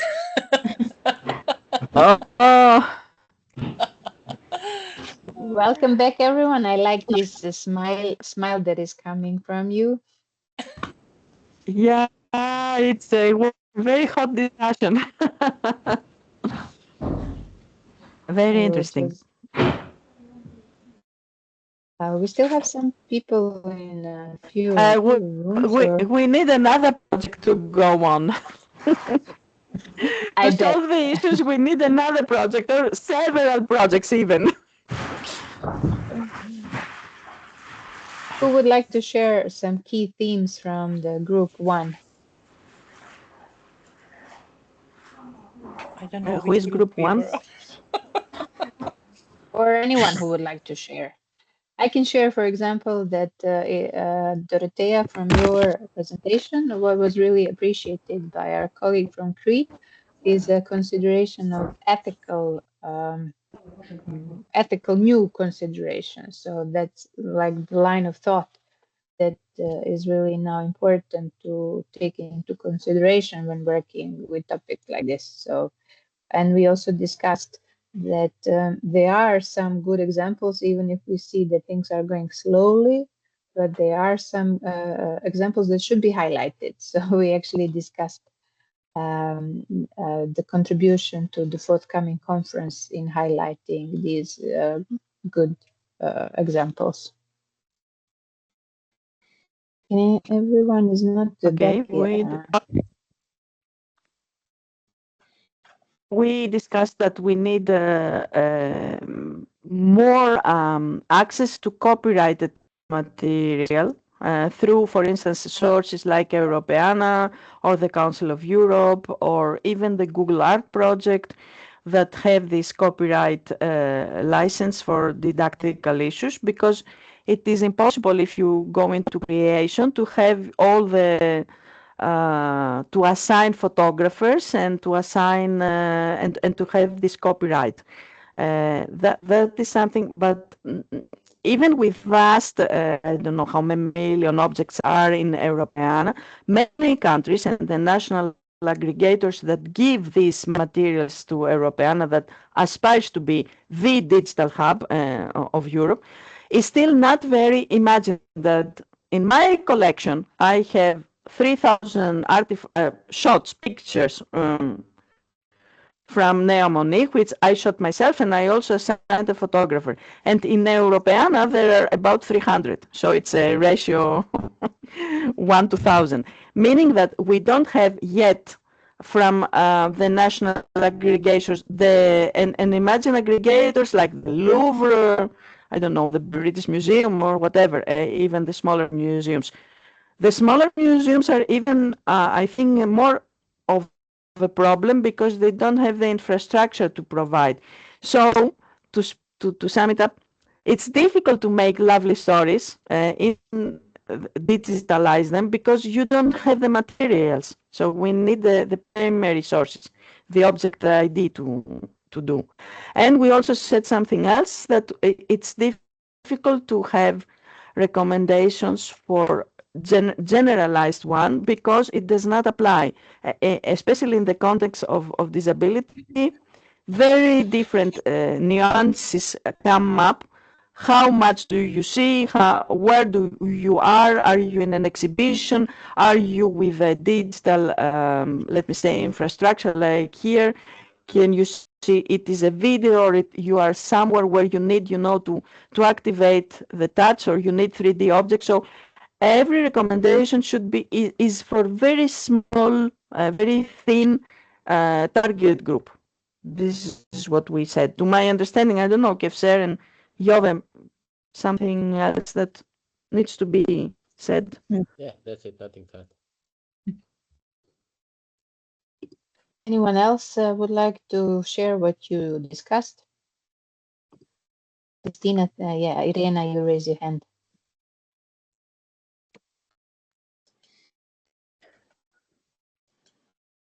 Can I share? Can I speak? Irena raised her hand. Sure. Okay.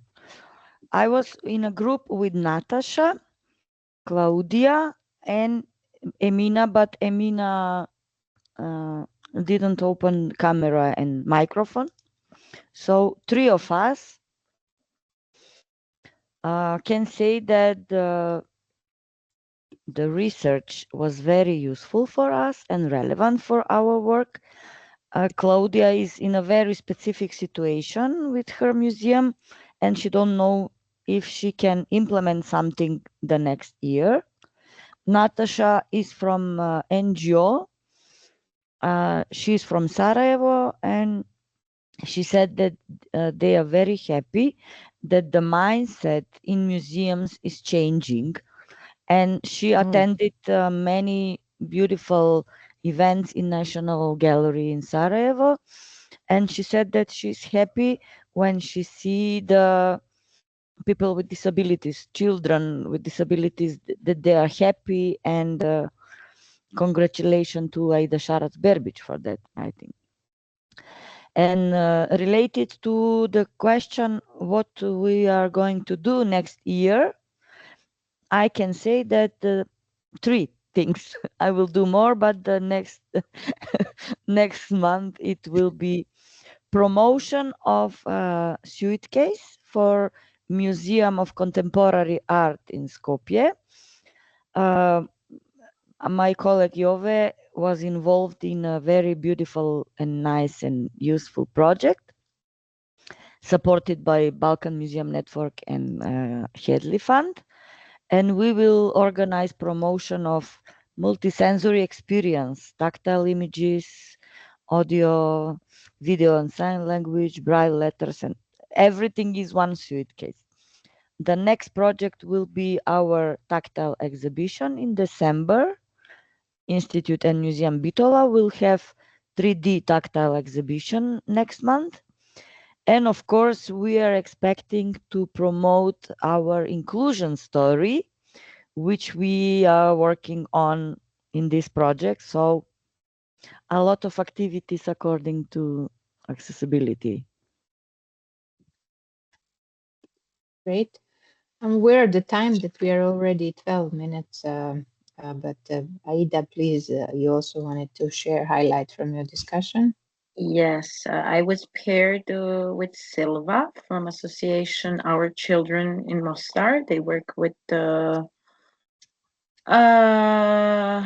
orphaned children with intellectual disabilities mostly, and colleague Elena, she didn't respond in any moment, so Silva and I decided to continue in Bosnian. And it was destiny because I recently implemented an activity for their users in Mostar, and she said that that was the highlight of their year. And she said that the findings of this research are very relevant to their association because until now they didn't had any accessible cultural events or activities for their users. So this is a totally new field for them, and I hope that we will continue more meaningful collaboration in the future. And regarding the 3 recommendations that my museum, National Gallery of Bosnia and Herzegovina, could implement in the next year, I think that it could be a visual signalization because we don't have it at the moment. It's very easy to implement that, and it's very useful not only to people with disabilities but also for typical persons to get along in a public institution. After that, I think that it would be useful that the whole collective of my museum gets training on disabilities, because I'm not always present at the museum, and it would be good that the people who are greeting the visitors at the entrance also know how to refer to those people and how to respond to their needs. And the third recommendation that we could adopt is having the official policies on equal access to our contents and their meetings. So that's it from Sarajevo. I like that it's different levels, on a policy level, on a space of the gallery level, so that you are really. Thank you all. Let's not be more than 15 minutes longer than planned. I would like to kindly invite you to fill in the evaluation form because it's important that you tell us how we can make an event like this more useful. Also, if you want to tell us something, you can always write an email. The speakers already shared emails, but we will also share email addresses in one unified thank you email to all the participants who registered, sharing the presentations and also sharing email contacts of the project and of the presenters. Anyone would like to say something for the end? If not, I wish you a nice rest of the day and keep working on inclusion for disabled people to culture heritage. Stay in touch with the project and with all of us. Bye-bye.